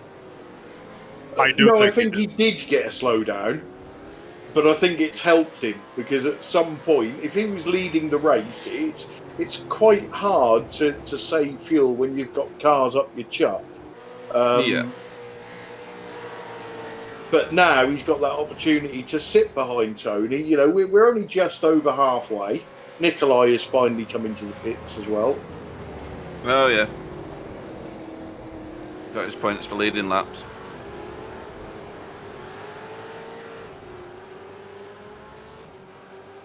So, but he's also got Johnny Brandon bearing down on him now, so that gap has come down, albeit not by much, but it has come down. So, are you suggesting that we're on for an absolutely riveting final stage of this race, given that we're already over halfway through it? Yeah, Rich Warmingham has got the fuel to go to the end, and he's not pulling away from Tony. Tony, I believe, is fueled to the end because he's not usually that daft.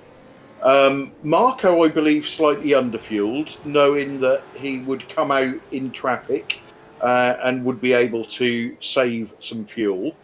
And Johnny, I think, he's slowly creeping in on him, but he really wants Marco to put the hammer down and have a go at Tony and get side by side. That brings him back into play. So, to challenge your theory, and I do this regularly and fail miserably most of the time, when Marco came alongside Richard after Richard's pit stop, why didn't he just sit in behind him instead? I don't think Marco expected to come out in the lead, if I'm honest. Right. Okay. But circumstances were he was in the lead, so you go with it and see what happens and see where, is there somewhere that you can save some fuel? If not, you can take a wide line on a corner, let the next person through, and then start saving fuel. But then he picked up that slowdown and was forced into a position where he could save fuel.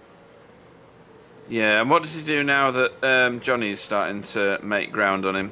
Well, Johnny's only creeping in. I suppose Marco is basically just watching his fuel level, and I think he may, just by the way he's getting a little bit more aggressive, he may have now saved enough fuel. Right. And I think you might see him start closing in and having a go at Tony. Yeah, he showed his nose at the start of this lap. Yeah, but that's going to have two effects on the race. That's going to give Richard Warmingham a gap at the front, and it's going to close Johnny Brandon up from behind. Yep.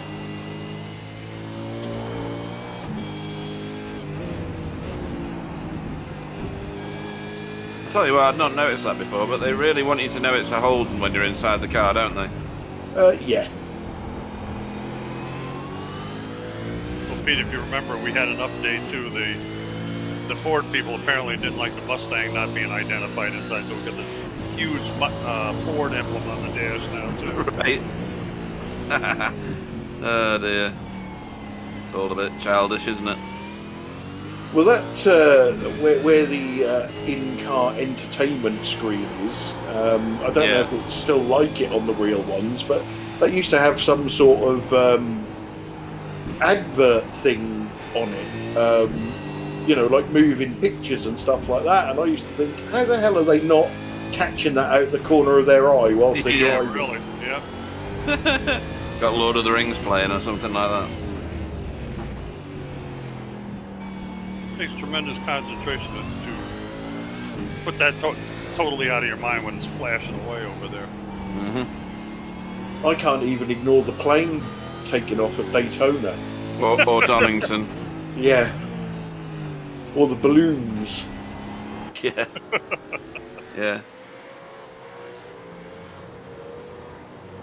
The amount of times you've made an exclamation when we were driving around Donington, and I've gone, "What is it? What is it? Have you crashed? Have you crashed?" And he was, "No, it's just a plane taking off." What?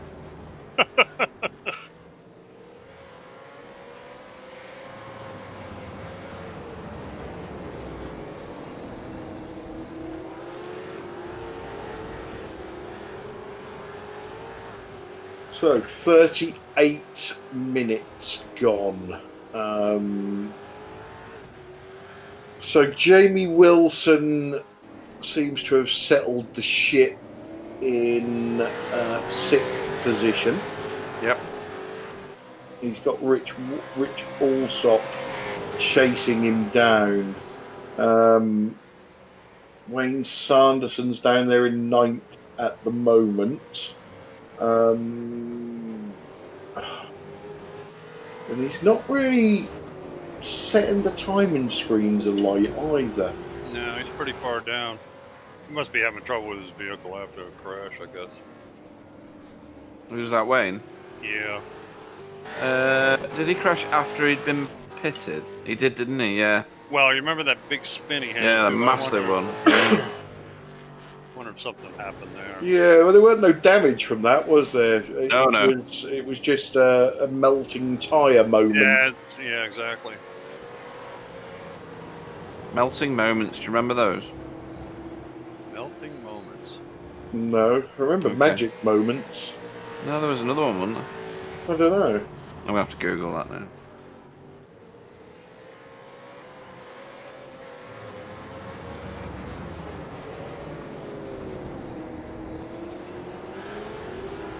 Right, I think Namela is turning up the wick and going to mode 10. Yeah, he looks more serious now, doesn't he? Yeah, melting moments, little cakes. Anyway.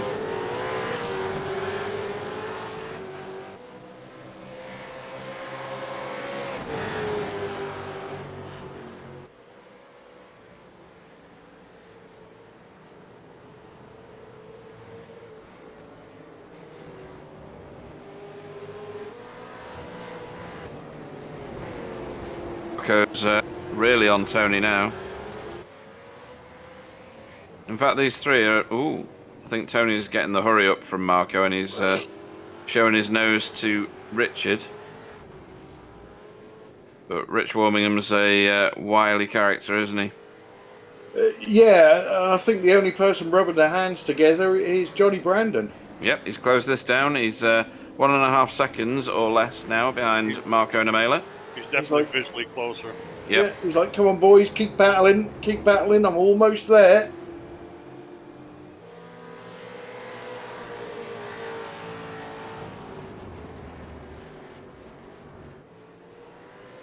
Anybody have Johnny Brandon down to win this one? Lane had an each way bet on the entire field, so that doesn't count. We were kind of up in the air. We knew it'd be one of these 3 or 4 guys, which pretty well, I don't say pretty odd. Whoop, look at this move up the inside. Yep, it's the move for COTA, according to Tyler Newitt, and he's made that stick. Or has he? Yeah, like you say, this section is follow a leader, isn't it? Yeah, there's no way you can get around there. We saw them go too wide into there at the start of the race, and it ended in tears. Yep. So this one you can surprise down the inside. It was very surprising, and he's But surprised he had himself there, I think. Yeah, he had to hit the brakes there. Tony might get his position back here. Oh, Marco! Whoa! How Wow. did they not touch? What's Oh, yeah. that? And Johnny says, "Thank you very much. Here I am now." Yeah, he's right on him now. And Rich Warmingham shouting, more! Yeah. Hey, Marco made a heck of a save in there, back there. Well, he was pointing directly at Tony. I know, it's amazing he didn't go around or crash into him. That was a code brown from somebody's perspective. I don't know which one, though. Oh, Marco! Marco's a little No grip. Johnny's looking inside. Outside, actually. I'm sorry, I'm wrong turn. Yeah, you're right, outside. I'm thinking warehouse section, we're past there. Marco. It's gonna. Yeah, Marco Whoa! went in very deep there, didn't he? He He's did, gonna yeah. lose this. Locked up a He little is. Gotta give that. I mean, hats off to all these 3 for racing in Oh, such close yeah. proximity as this. bit. We're on a replay here. Yeah, we are. We're going to watch how close they actually got to one another here. Oh You my can word! see the counter steer on the front wheels. Yep, Wow. and thankfully, they all appear to have very good internet connections. Yeah, and they can all drive. Oh yeah, that too. That's right. Yeah. Tyler on the chat said it doesn't get much better racing than this, other than Yeah, if for he was sure. actually racing in it. So Rich Allsop is now on the back of Jamie Wilson. Ryan Walker's not too far behind as well. Yeah, it's taken Richard longer than I expected for some reason to. Well, he had that big spin, didn't he? So that He did. that would have ruined his tyres.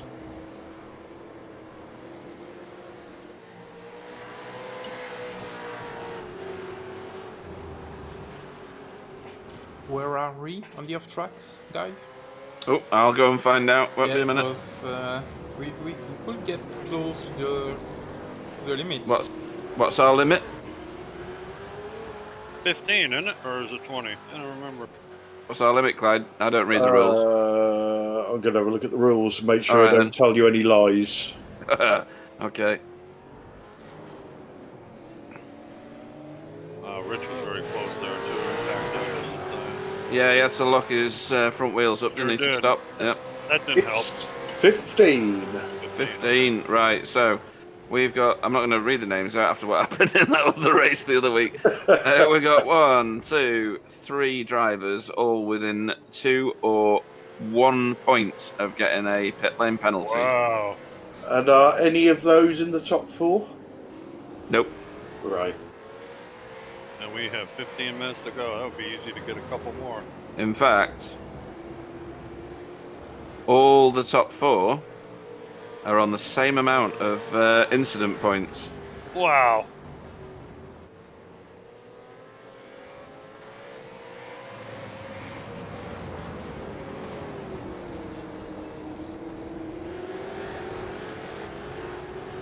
And I'll put it this way, they don't want to pick up too many more, otherwise they will get a drive-through.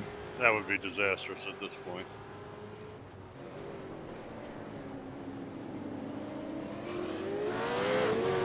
It looked like Tony was going to close right up on the back of Rich then. And I thought he was going to give it a try there for a second. Yeah. They've sort of spaced out a little bit, haven't they, these 4? They have, yeah. I didn't see... Did I miss what happened to Ant Woodward and him quitting? I know it was a while ago, but... Yeah, I didn't notice it.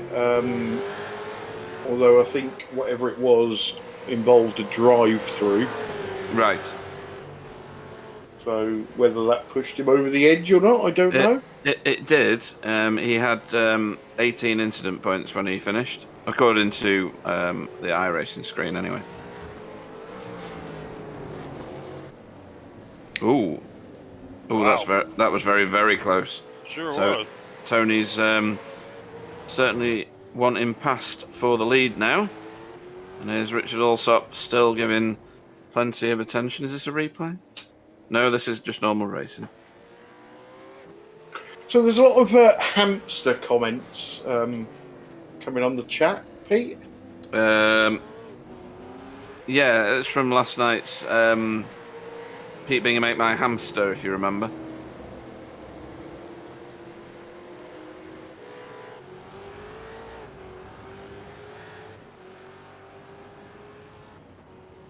Ooh. I know it did. That happened last lap, and it looked worse from the other camera angle. That angle, isn't it? It looks like the car behind is carrying far too much speed in.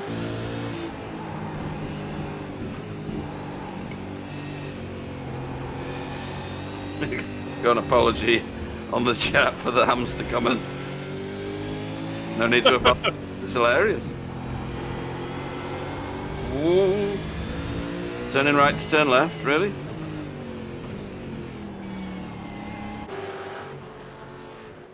Close. Pushing him through these S's. Jamie Wilson is not giving up easily, is he? He was he made his car extraordinarily wide earlier, and kept some absolutely fantastic racers behind him for a huge amount of time. Oh yeah.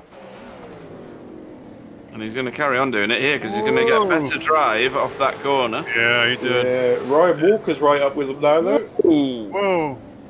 How did they not collect? That was pretty close. So I think Tony Kloosterman can taste a win. Yeah.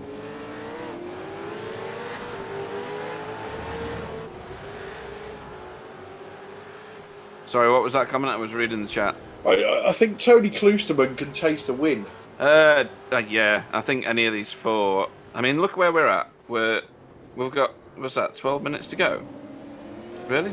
Yeah, 11 minutes to go. 11 minutes to go, and look at these, the top 4 rather. We're on a different picture now. And look at these 3 guys. They're all together now. Yeah, I think Richard's going to have a go here. I think this is his moment. Yeah, he's pretty close this time. Yep, he's going to dummy that way and then do this. I mean, it was the most obvious dummy in the world, mine. Yeah, but there is traction on the outside. Yeah, and then you get the inside for the next one. Carbon copy of the previous and look lap. at Ryan Walker. He's right on to Rich also. Yep. Ryan Walker can smell a 6th place finish going on here. He says, I don't mind getting by you. Yeah.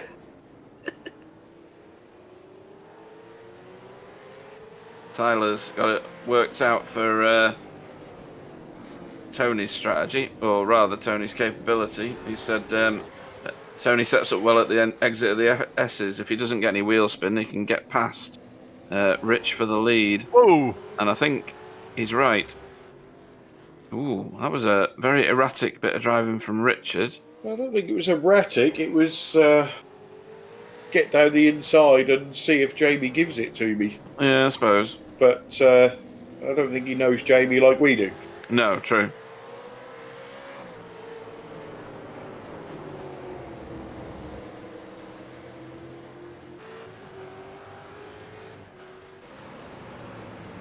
Rich Warmingham needs help from his teammate Johnny Brandon here.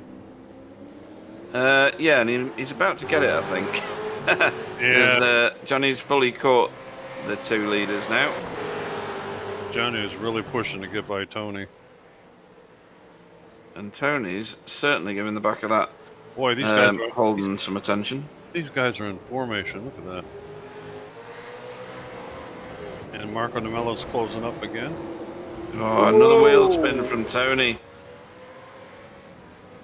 See, I agree with what Tyler's saying. That corner there that they've just gone round is Tony's way to get past Rich, but he needs that exit.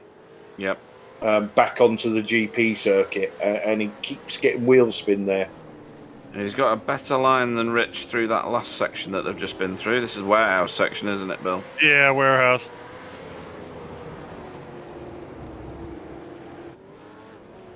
Well, they take all the 18 wheelers. Yeah. This is still going on here. Further back. These guys are having a heck of a battle back here. Who said you couldn't have an exciting V8 race with only 13 cars? That's one thing I think we found in this league, though. Whether you run in the back or the front or the middle, usually you're having a good match with somebody. Yep.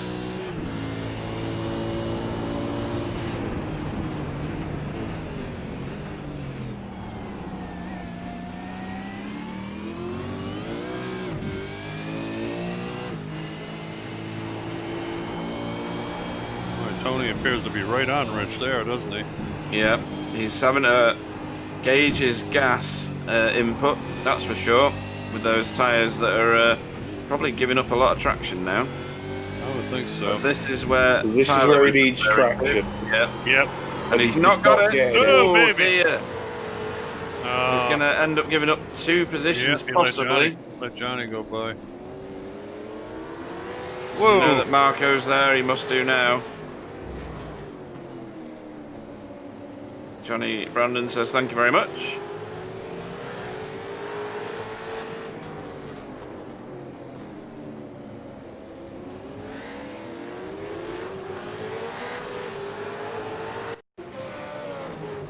There's the replay of that. Yeah, we see it on board. Yep. And he had a massive amount of opposite lock. There, look. Wow. How did he manage to correct it? If that was me, I'd be in the wall on the left. Oh, hell yeah. You're not the only one, Pete. Yeah, I think Tony's rear tyres are absolutely shot. Look at Marco going for it now. This will help Tony, though. It'll help Rich. Yeah, and Rich, yeah, definitely. Marco slightly later on the brake. I think they were both feathering the brake all the way through, but we've seen from Jamie that the outside, the line that Johnny's on is the favourable one. They're not going to go too into the S's, are they? Whoa! They did everything but have an accident just then. Yes. Yeah. Yeah, Marco wisely backed out of that, didn't he? Just in time. Marco's now got damage on the right-hand side of his car that he didn't have a minute ago. Yeah, he does. Or I didn't notice it if he did. Johnny's very, very wide there.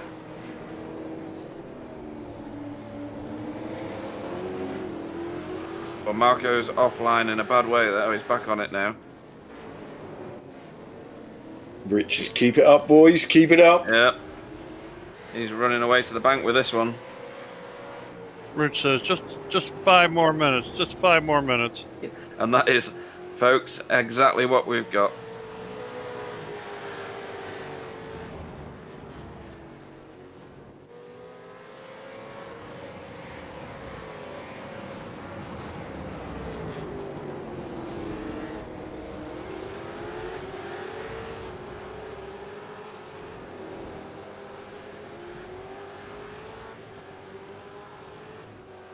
Well, you would think now that, barring a mistake, it's Richard's race.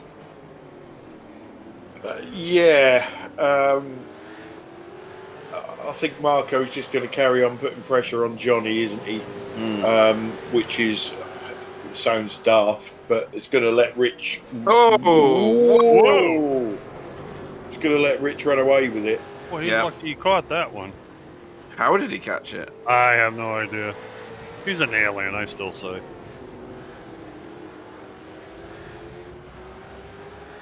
An alien with a BSTV hoodie. Yeah. That's right.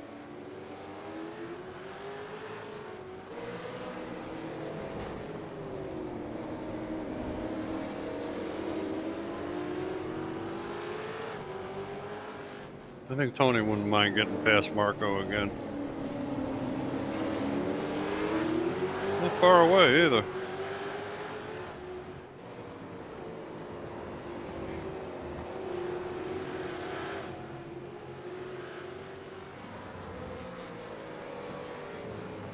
Well, I tell you, between these three guys, any of them blink, the other guys are going to be right by them. Oh, yeah. And we've seen that already. Yep. Johnny Brandon seems to be pulling a little edge on Marco at the moment. And Marco's thrashing it now, but his tyres are the oldest of what's out here now. Yeah. Only by 1 lap over Johnny, though. And he's had to work a lot harder in this race than a lot of them he's run, I tell you. Yep. And the guys on the chat were just saying about has Rich Warmingham run a race before? And I think Sam's had a look, and I've just had a look, and I can't see a win against Rich Warmingham's name. He did win races in the Enduro. Yeah, that's series, right. That's correct. But I don't think he's won anything in the main series. Well, it ain't over till it's over. Let's hang in there, see what happens. And Be nice for him to win. Yeah, Marco's now caught Johnny in a way that he can start setting him up by the behaviour of his car. Yeah, he's right on him. And like Tyler said earlier, getting past someone around here, very, very difficult. Not easy. I mean, turn 1's 25 cars wide, and the rest of the track's quite wide as well, but it's still only got 1 line running through it. And these guys in front are so skilled, it's going to take a mistake. Or a very crafty move, one or the other.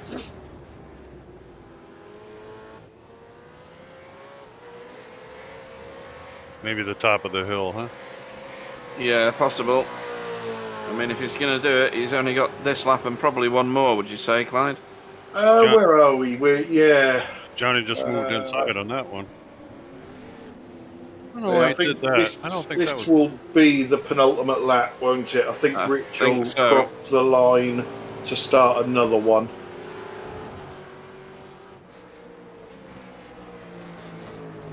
He's got some good lines through these S's this time round. He needs to control the car coming out of the next turn. Here. This one.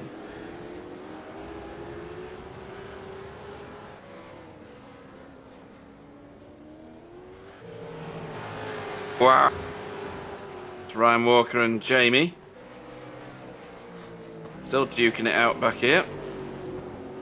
Yeah, which perhaps I fell asleep, but Richard Allsop has obviously got past Jamie. Yeah, I didn't spot that either. We were obviously watching the 4 guys at the front.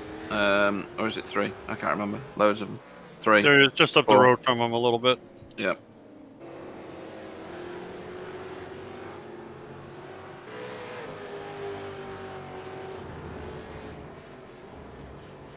So yeah, Rich Warmingham will cross the line and start the final lap. So if anybody was touch and go on fuel, we'll find out if anybody really did short fuel. Now, see, if Rich happens to win this, us smart guys never even thought about Rich Warmingham, did we? Nope. But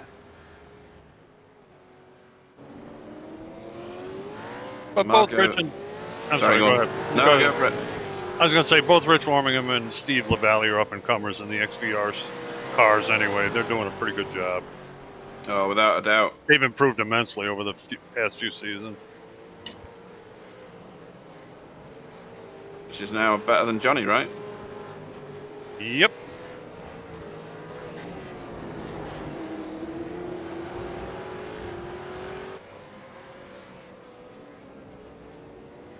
We're taking a bigger, more sweeping Yeah, line he's through trying to get a good line through there. Good.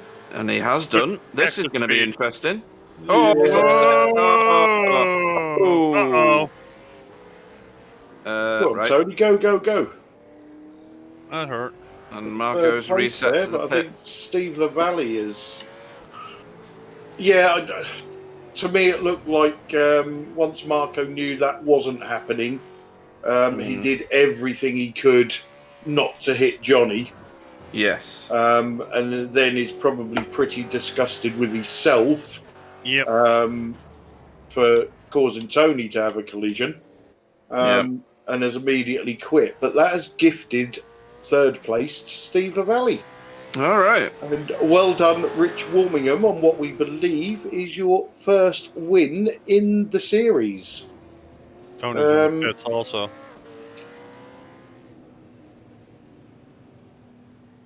Yeah, he's crossed the line. Finish line in the pits. Yep. Yeah, penalty maybe for Tony.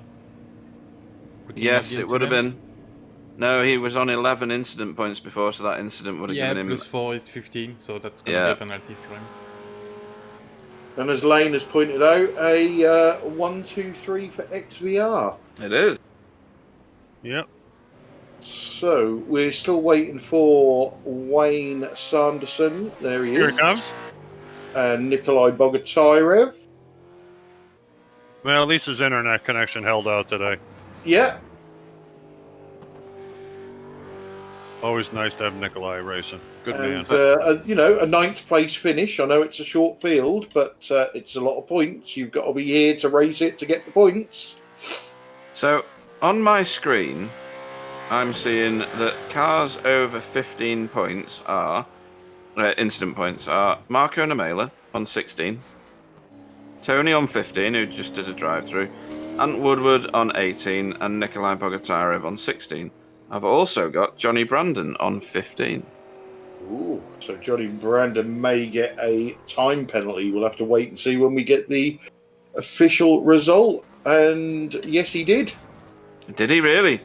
He certainly did. So, Wow. with the time penalties added, Rich Warmingham for XVR Sim Racing is your winner. Second place on the podium is Steve LaValle for XVR Sim Racing Black. Richard Alsop gets promoted to third for Racecraft Esports. Jamie Wilson to fourth for Team Chimera. Ryan Walker to fifth for Team Down Under. Wayne Sanderson to sixth for XVR Sim Racing Black. Johnny Brandon drops down to seventh for XVR Sim Racing. Tony Kloosterman eighth for Never Quit Racing A. Nikolai Bogotyrev finishes ninth. 10th was Marco Namela, who quit after the accident. And not finishing was Ant Woodward, Tyler Newitt, and Adam Wright. Well, I could not have written that. No, who knew? Well, yeah, exactly. That is the Funny weirdest how things finish to one of these races I have ever Wow. seen. Ooh. Tony, Yeah, you can see Tony there. couldn't have missed that one. No, but Marco was trying to drive to the inside of that corner to get Yeah. out of his way. Yeah. Yeah, he was. Truly amazing. Yeah. Whew. Well, Need to calm down after all that. yeah. So there's no point me even looking at my timing screen. I was just thinking Because the same thing. I don't know who's where now. Wrong. I don't know who finished where again. Oh dear. Brilliant.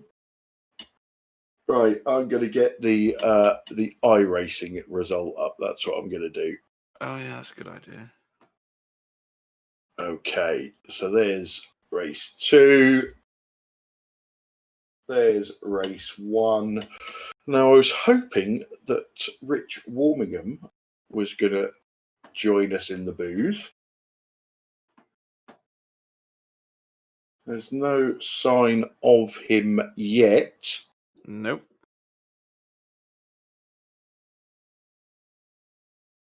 So, I'll tell you what, Pete. Let's get in our second place finisher in race 1 and our 7th place finisher in race 2. Johnny Brandon. Well, Johnny, good evening. That was the strangest end to a race in terms of positions I have ever witnessed. That was the best race I've been in for ages. Just a shame. Oh, honestly, the racing was amazing. You four and then three were on the same bit of tarmac for lap after lap after lap.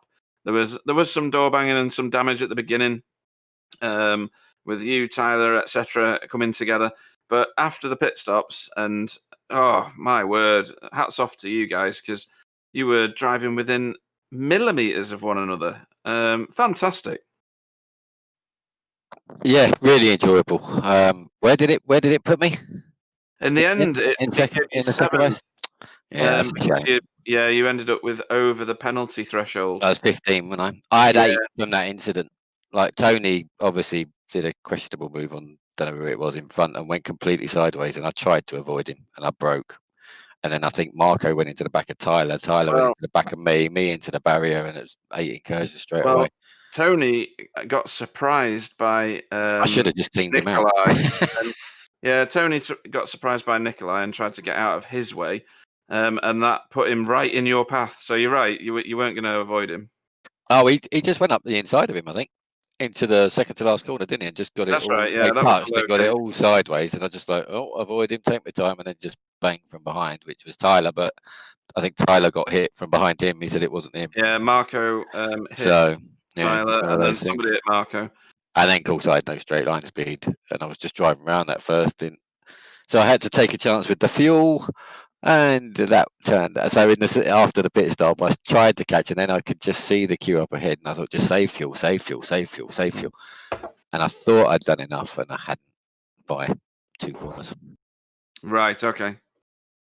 So yeah, I ran out of fuel at the end, but I had to take a chance and try and get back in it. You'll be glad that we didn't catch that on on the broadcast. Yeah, I just crept across the line, but I was out. Like for the last 2 or 3 laps when Marco was behind me, yeah, I was just lifting and coasting everywhere. Once there was nowhere to get past, I was so slow, lifting and coasting. I would let Rich go and just save the fuel because I was like a lap short, or about 3/4 of a lap short with 4 laps to go, 5 laps to go. I was like, oh no, I'm not going to make it. If you don't I thought it was going to be 1 shorter. But if you don't watch the broadcasts that you're in normally, I would watch that one because there was some incredible racing in there. That's what it's all about. That was the best race I've been in for ages, and I haven't sweat this much for a long time. Not sim racing, anyway. Proof of purchase. So yeah, unfortunately, Tyler decided to bail out of the session, so he didn't interfere with anybody else's races. We had a really long chat with him after he'd outed himself from the race, which was good. He was very chatty and talking about XVR and stuff. Okay. Any other standout moments? Because we saw some amazing catches when various different people were losing traction. Marco and Amela coming out of the turn where you rejoin the track had the most amazing catch ever right in front of you, I think it was. And managed to save it and carry on driving. I think he gave up the position at that point or something. But such great racing. Yeah, there was just loads going on in that second race. It's all a bit of a blur. I'm gutted I've got the 15 incursions. It's literally with 2 laps to go. And it was literally just got it. It weren't like I went right off or anything. I literally just picked it. I was like, no. But hey ho, the racing was brilliant. I mean, there was some of the moves going on, Marco and Tony and Rich and then me, and I was just sitting there going, yeah, let me pick up the pieces, and it was working. And then it all went horribly wrong at the end, but it was still great. Really thoroughly enjoyed that one. Yeah, it was a tremendous night's racing, and I've got to say, congratulations for getting to the end after all that. It was just incredible. Technically, I didn't, but there you go. Well, there you go. Anybody you'd like to have a shout out to before we let you go?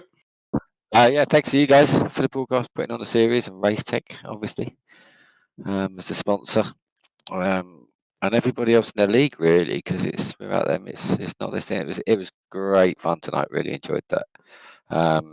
All my teammates at XVR, I haven't done a lot of practice for this, and I haven't been around to sort the setups out as I normally would be because we've been practicing for something else.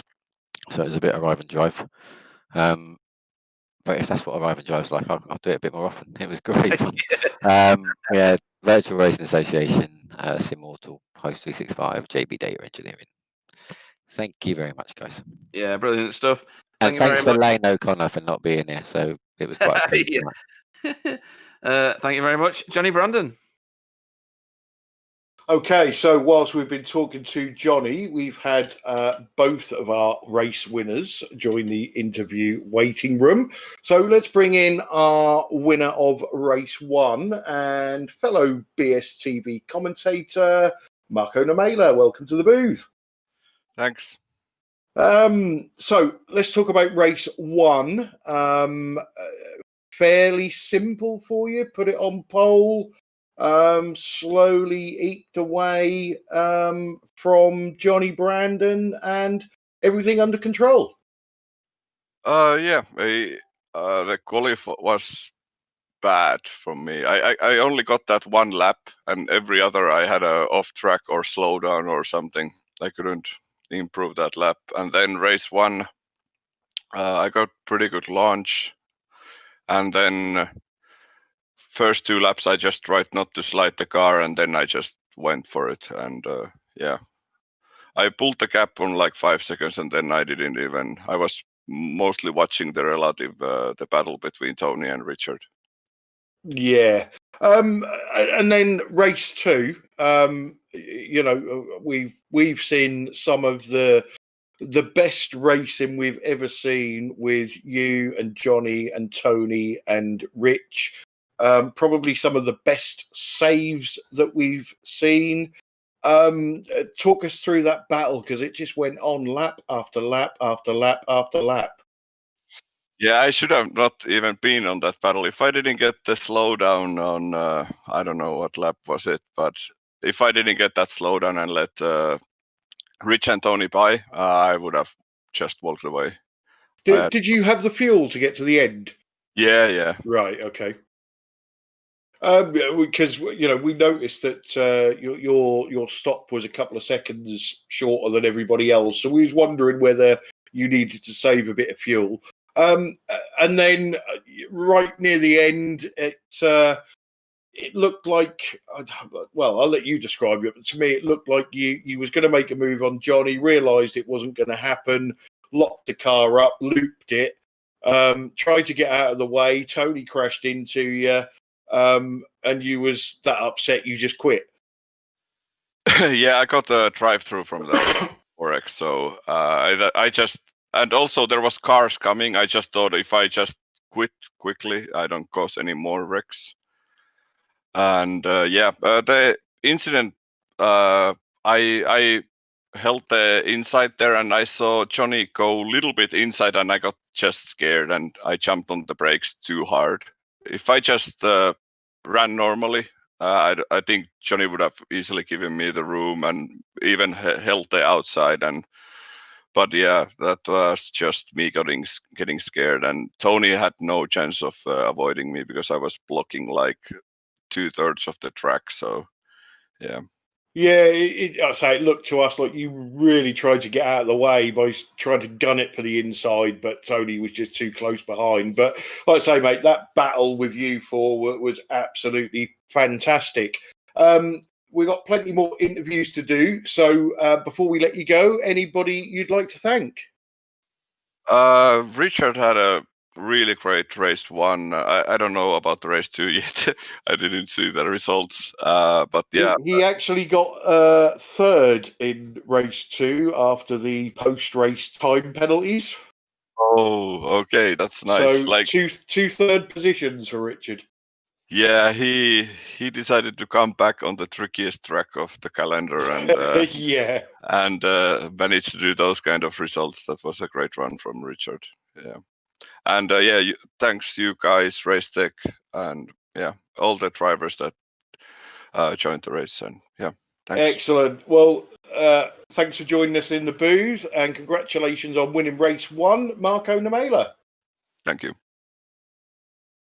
Okay, Pete, next up, we will get the winner of race 2 in, and we believe possibly his first ever win in the main series, Rich Warmingham. Good evening, Rich. How are you doing? Welcome to the booth. Evening, gents. Yeah, I think it is my first win. Yeah. You've won Enduros with us before, though, haven't you? Well, yeah, in the Endurance League last season. Yeah, that's right. Wow. That's all I've got to say. That was. I don't like this track. I hate it to drive it. But that was one of the most entertaining races I think I've ever watched or commentated on. And it all happened in your rear view mirror in the second race. Yeah, one eye on the road, one eye on the rearview mirror. I saw it was just battling going on. I had to defend from Marco, from Tony. I was assuming inevitably that they were going to get me, but yeah, they kept on battling, and I kept on watching the time tick down, and yeah, managed to grab the win. So well chuffed with that. A massively impressive victory, and you got 6th in the first race, I think I remember. Somebody will correct me, I'm sure, if I get that wrong. So all in all, a busy and rewarding Saturday night's racing, right? Yeah, just saying actually in the interview room, you know, it wasn't a huge grid today, but the racing I think throughout was fantastic. Race 1 had some good battles, trying to keep up and learn a bit more of the car. And then the second race, yeah, I don't know, there was a bit of parting up at the beginning. I had to do some moves on Nikolai. That was good fun, and there was just good battling throughout the field. So it was great fun tonight. Awesome track. Mm-hmm. Yeah, and did you pit on lap 16 in race 2? I can't remember which lap you pitted on. You were later than some of the others, weren't you? Yeah, I was assuming it was going to be about 40 laps, so I was aiming to pit around about lap 20, but I think I came in lap 18 because I was just seeing everyone else pit, and I thought, yeah, probably better pit. Well, as it turned out, you came out side by side with Marco Namela, and his own slowdown, I think, ended up with you taking the lead again at that point. Yeah, spoke to, and I wondered what happened, and he did. It's quite easy to get a slowdown through that little chicane through the middle sector. So yeah, he just had to back off, and yeah, so I was through again. I think I wasn't first by that point, but the pit stops hadn't worked out. So yeah, I would just try to hold on to my position really, and just look in the rearview mirror, and just yeah. Well, sterling performance. You kept your car the cleanest of any of them just by keeping out in front and keeping out of all the business that was going on behind. And it's resulted in you taking the spoils in race 2. So congratulations, Richard Warmingham. Anybody you'd like to have a shout out to? Well, Foggy, because it was his set, so nice one. Cheers to that, mate. And yeah, I guess Immortal, the VRA, obviously all the guys at XVR, yourselves, and yeah, Racetech for sponsoring the league. Well, congratulations again. Our race winner for race 2 and 6th in race 1, Rich Warmingham. Well Cool. done. Cheers, guys. Okay, so that was our race 2 winner, Rich Warmingham. So we can't not get the 4th Amigo in that amazing battle in. Welcome to the booth, Tony Kloosterman. You didn't, Clyde. Was that epic or what? Well, congratulations on your 4th in race 1, and that's all I'm going to say about race 1, because race 2 was absolutely immense. The 4 of you, lap after lap after lap, you know, it was so enjoyable to watch. It must have been even more enjoyable to drive. Still have a grin from ear to ear right now. It was just amazing. Really, really good driving, clean driving for the most part, and just a awesome performance by Rich Warmingham. Yeah, that was Rich's first win in the main event, but I can't keep away from that battle. You know, it could have gone any way between you 4 at the end. But I think, you know, don't get me wrong, Rich Warmingham was quick, but I think you guys battling obviously helped him win. but it was just, I don't know. I haven't got the correct words to describe it. You guys were pretty much inch perfect, lap after lap after lap. Your incident counts was going up. That must have all been in the back of all your heads. It certainly was at the end, because obviously yourself and Johnny really lost out. But how do you do that lap after lap after lap? There's obviously trust between the drivers, but you've got to trust yourself, haven't you? I think there is an immense amount of trust between everyone, and I think you just get so focused. It's repetitive. You're just doing lap after lap, and I think our lap times were pretty consistent all the way through. And I don't think anybody had a real advantage, other than maybe Rich, because his tires were the freshest of anyone by a good couple of laps, maybe 3 laps, I think. So certainly more than Marco or Johnny, and more than myself. But I think that we had some good guys racing with one another, respectful racing, and you can edit that and use that as a tutorial for what good, clean, hard racing looks like. Yeah, we'll just cut out the last lap though. Yeah, I think Marco got hurt in that too, because he went over the incident limit there and disconnected. So we were all right on the edge.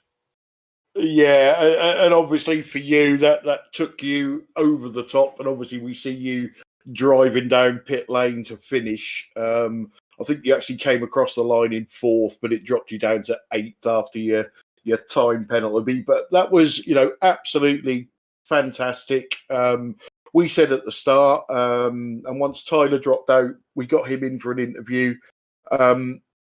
You don't need a massive grid for a great race, and I think tonight is probably one of our smallest grids for a while, but we had the right people driving, so it's all ended fantastically.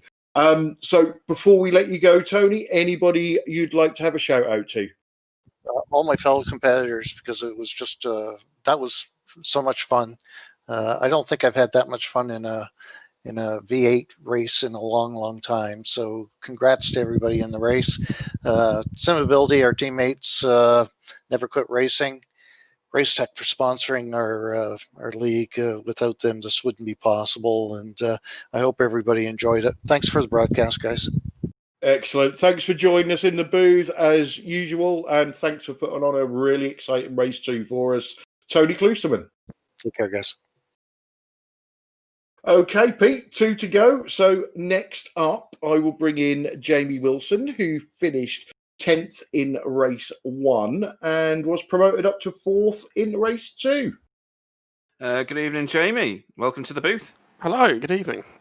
So, you probably weren't planning on getting 4th at the end of race 2, but 4th it is anyway. Were you aware of all the shenanigans going on in front of you?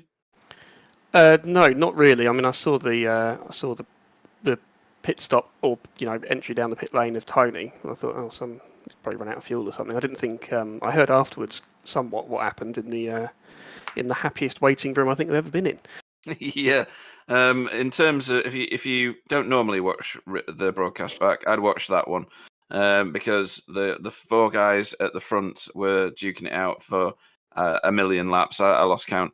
But you had your own star of the show in that one. The second race particularly, you made your car immensely wide for a huge amount of laps before the pit stops. It was incredible, to be honest. Yeah, thank you. I was just saying to the guys just now, I had, with the exception of Nikolai catching me at the end, my race 1 was immensely boring. I was just in the massive void, nothing happening, wishing I could do a crossword while I'm driving, And so I sort of went into race 2 thinking, okay, I'm going to be somewhat near the front.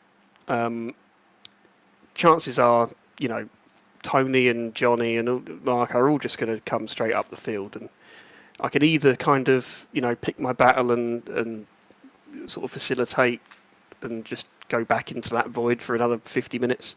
Or I can unleash the elbows, and so that's what I did. It was more fun that way. I may not have the pace to win or anything like that, but I can give it a damn good go at being a thorn in their side for a while. And you did that in spadefuls, it has to be said. You had both the Racecraft boys, stacked up behind you for, I don't know how many laps, to be honest. It was at least 3, if not 4. And you got more than enough footage for all your sponsors and Team Chimera, etc.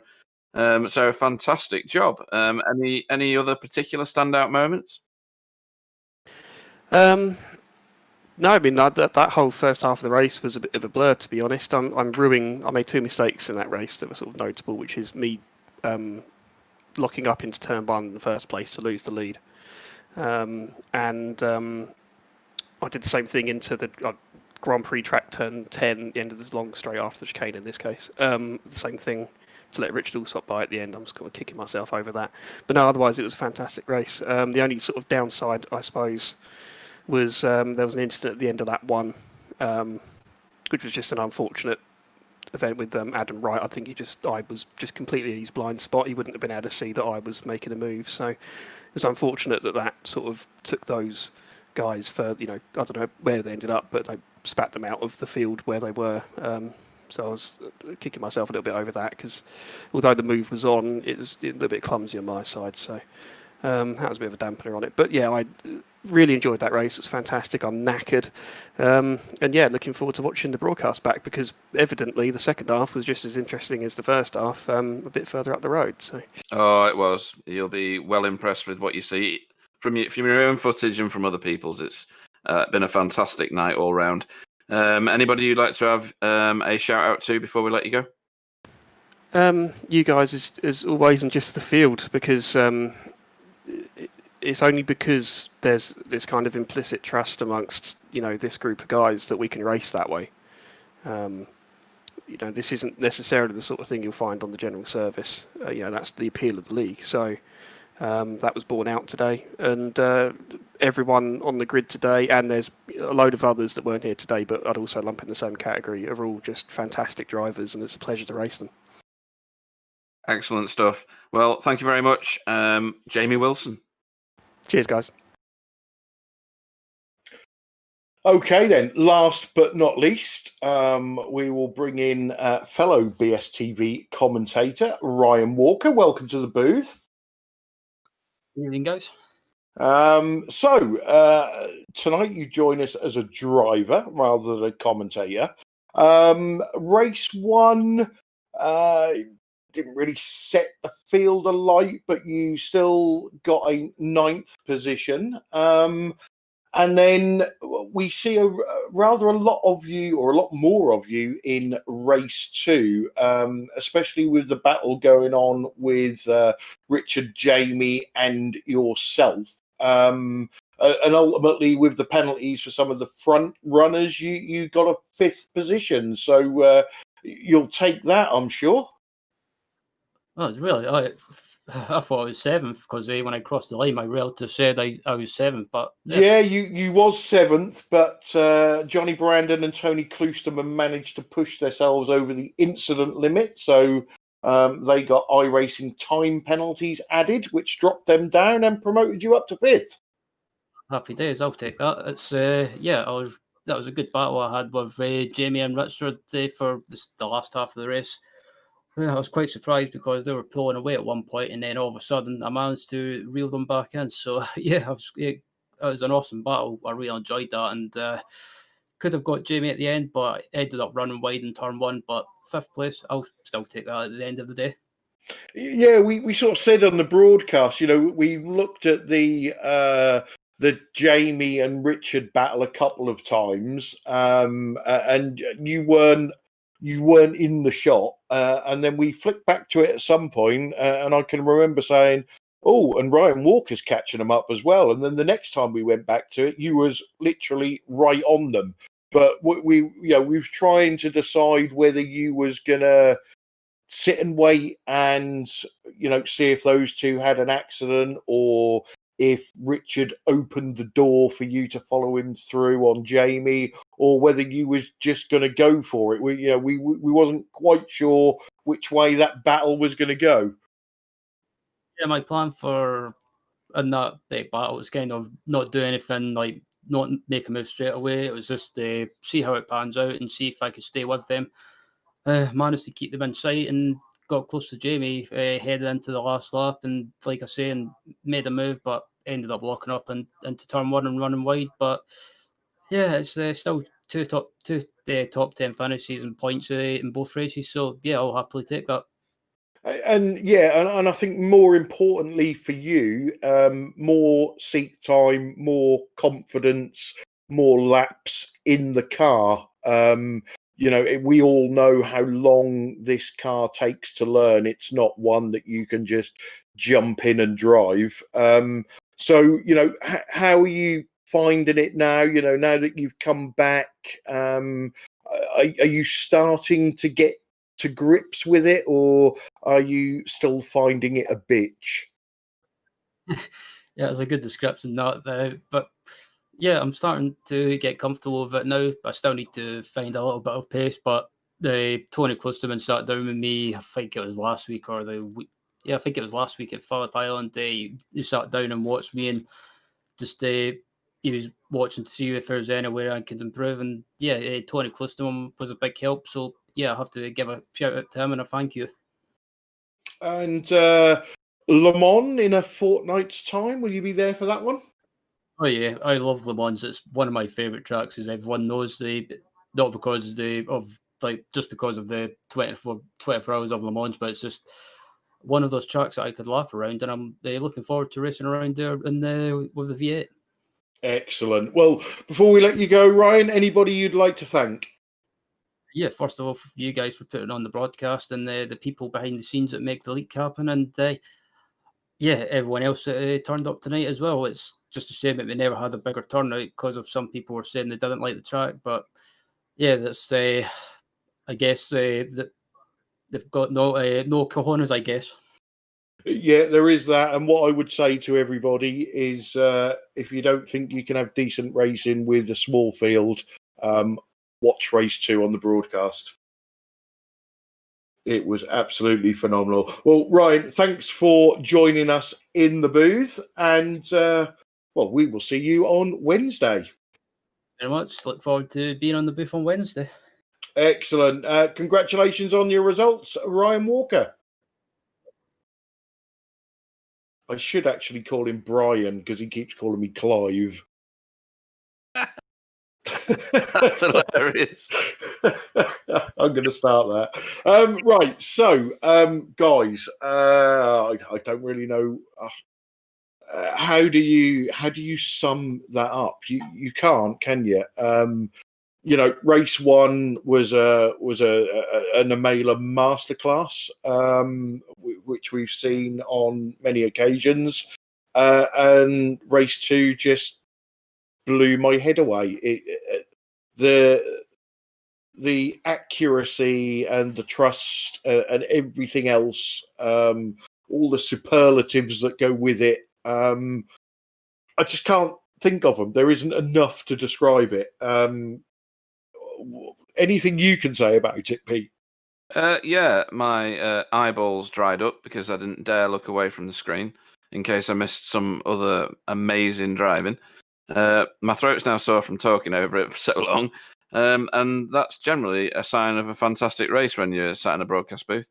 It was probably one of the best races we've ever had, and around a track that a lot of people say is rubbish, including me, with a small field which people say is unexciting, and they're now wrong. And it showed the absolute talent that this league has driven into it. Everybody's supportive. Ryan there talking about Tony, helping him through. The XVR guys help each other along, and it adds to that competitiveness. And there is nothing quite like racing in a league like this with people that you can trust and they know. And they're all probably very, very happy that I no longer race in it and I broadcast in it instead. Tonight was just a fantastic race. I'm not going to bleed it out any more than that. Watch the replay again and again if you need to, because it will get no less boring on each occasion. And Bill, nobody likes COTA. I'm waiting for somebody to put their hand up and say, I do. But if we was to get racing like that, we'd do COTA every week, wouldn't we? I have to tell you, you guys have kind of summed it all up. The performance tonight just speaks for itself. I mean, what else can you say?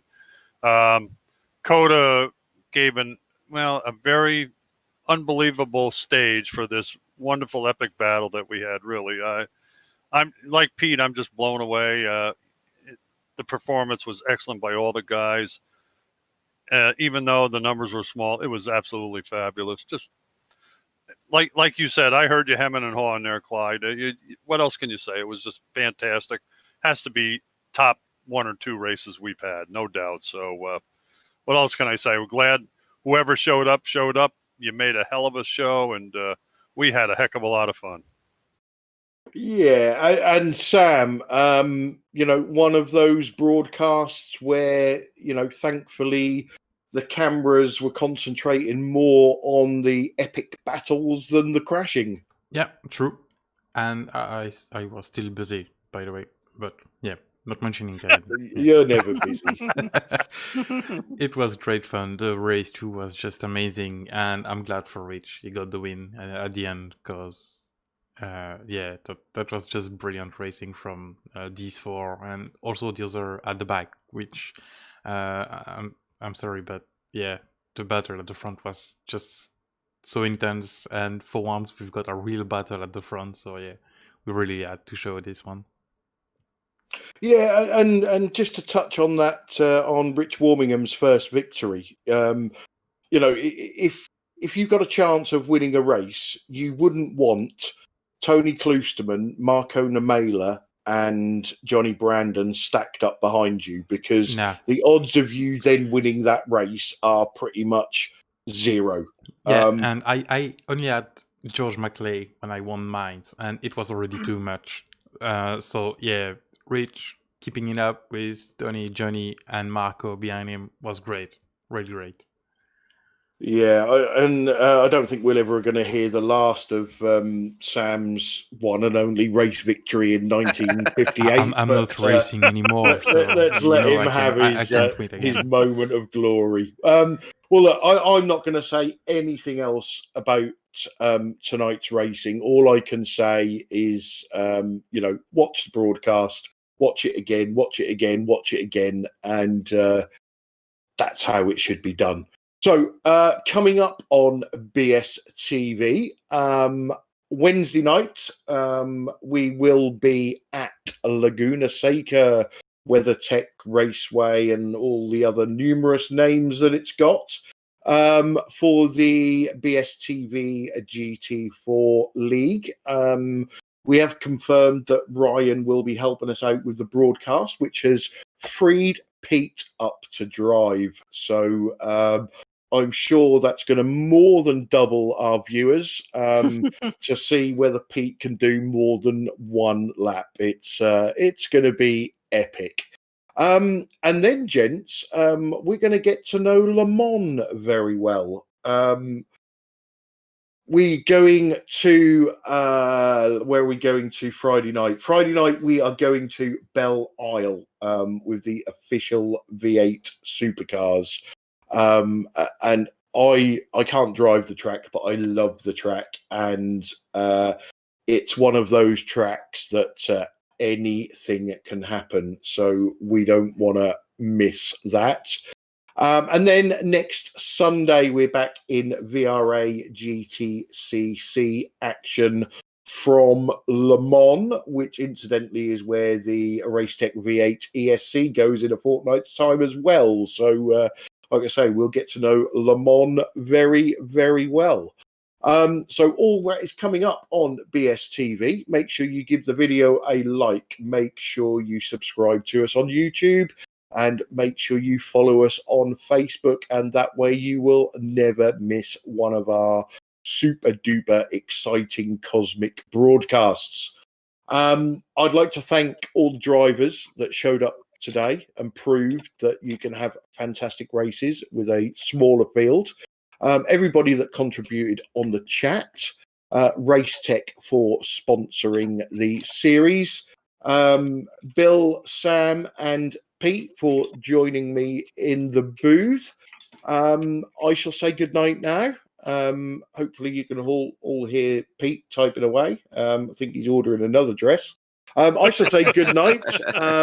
Let the guys say good night, and then we'll close the broadcast. So good night, everybody. Yeah, good night, everybody. Tune in on Wednesday and find out whatever car, paint, livery Clyde's picked out for me. It's probably some sort of princess chariot or something. I don't know. But see you there. Good night, everybody. Thanks to the drivers, and I mean all the drivers, not just the guys up front. The guys throughout the field, you put on one heck of a show tonight. And if somebody didn't enjoy that, something's wrong with you. You don't belong watching auto racing. So really, have a good evening, everybody, and see you what day? Wednesday. Thank you. Yeah, thanks for watching, everyone. Hope you had as much fun as we had today, and see you on Wednesday.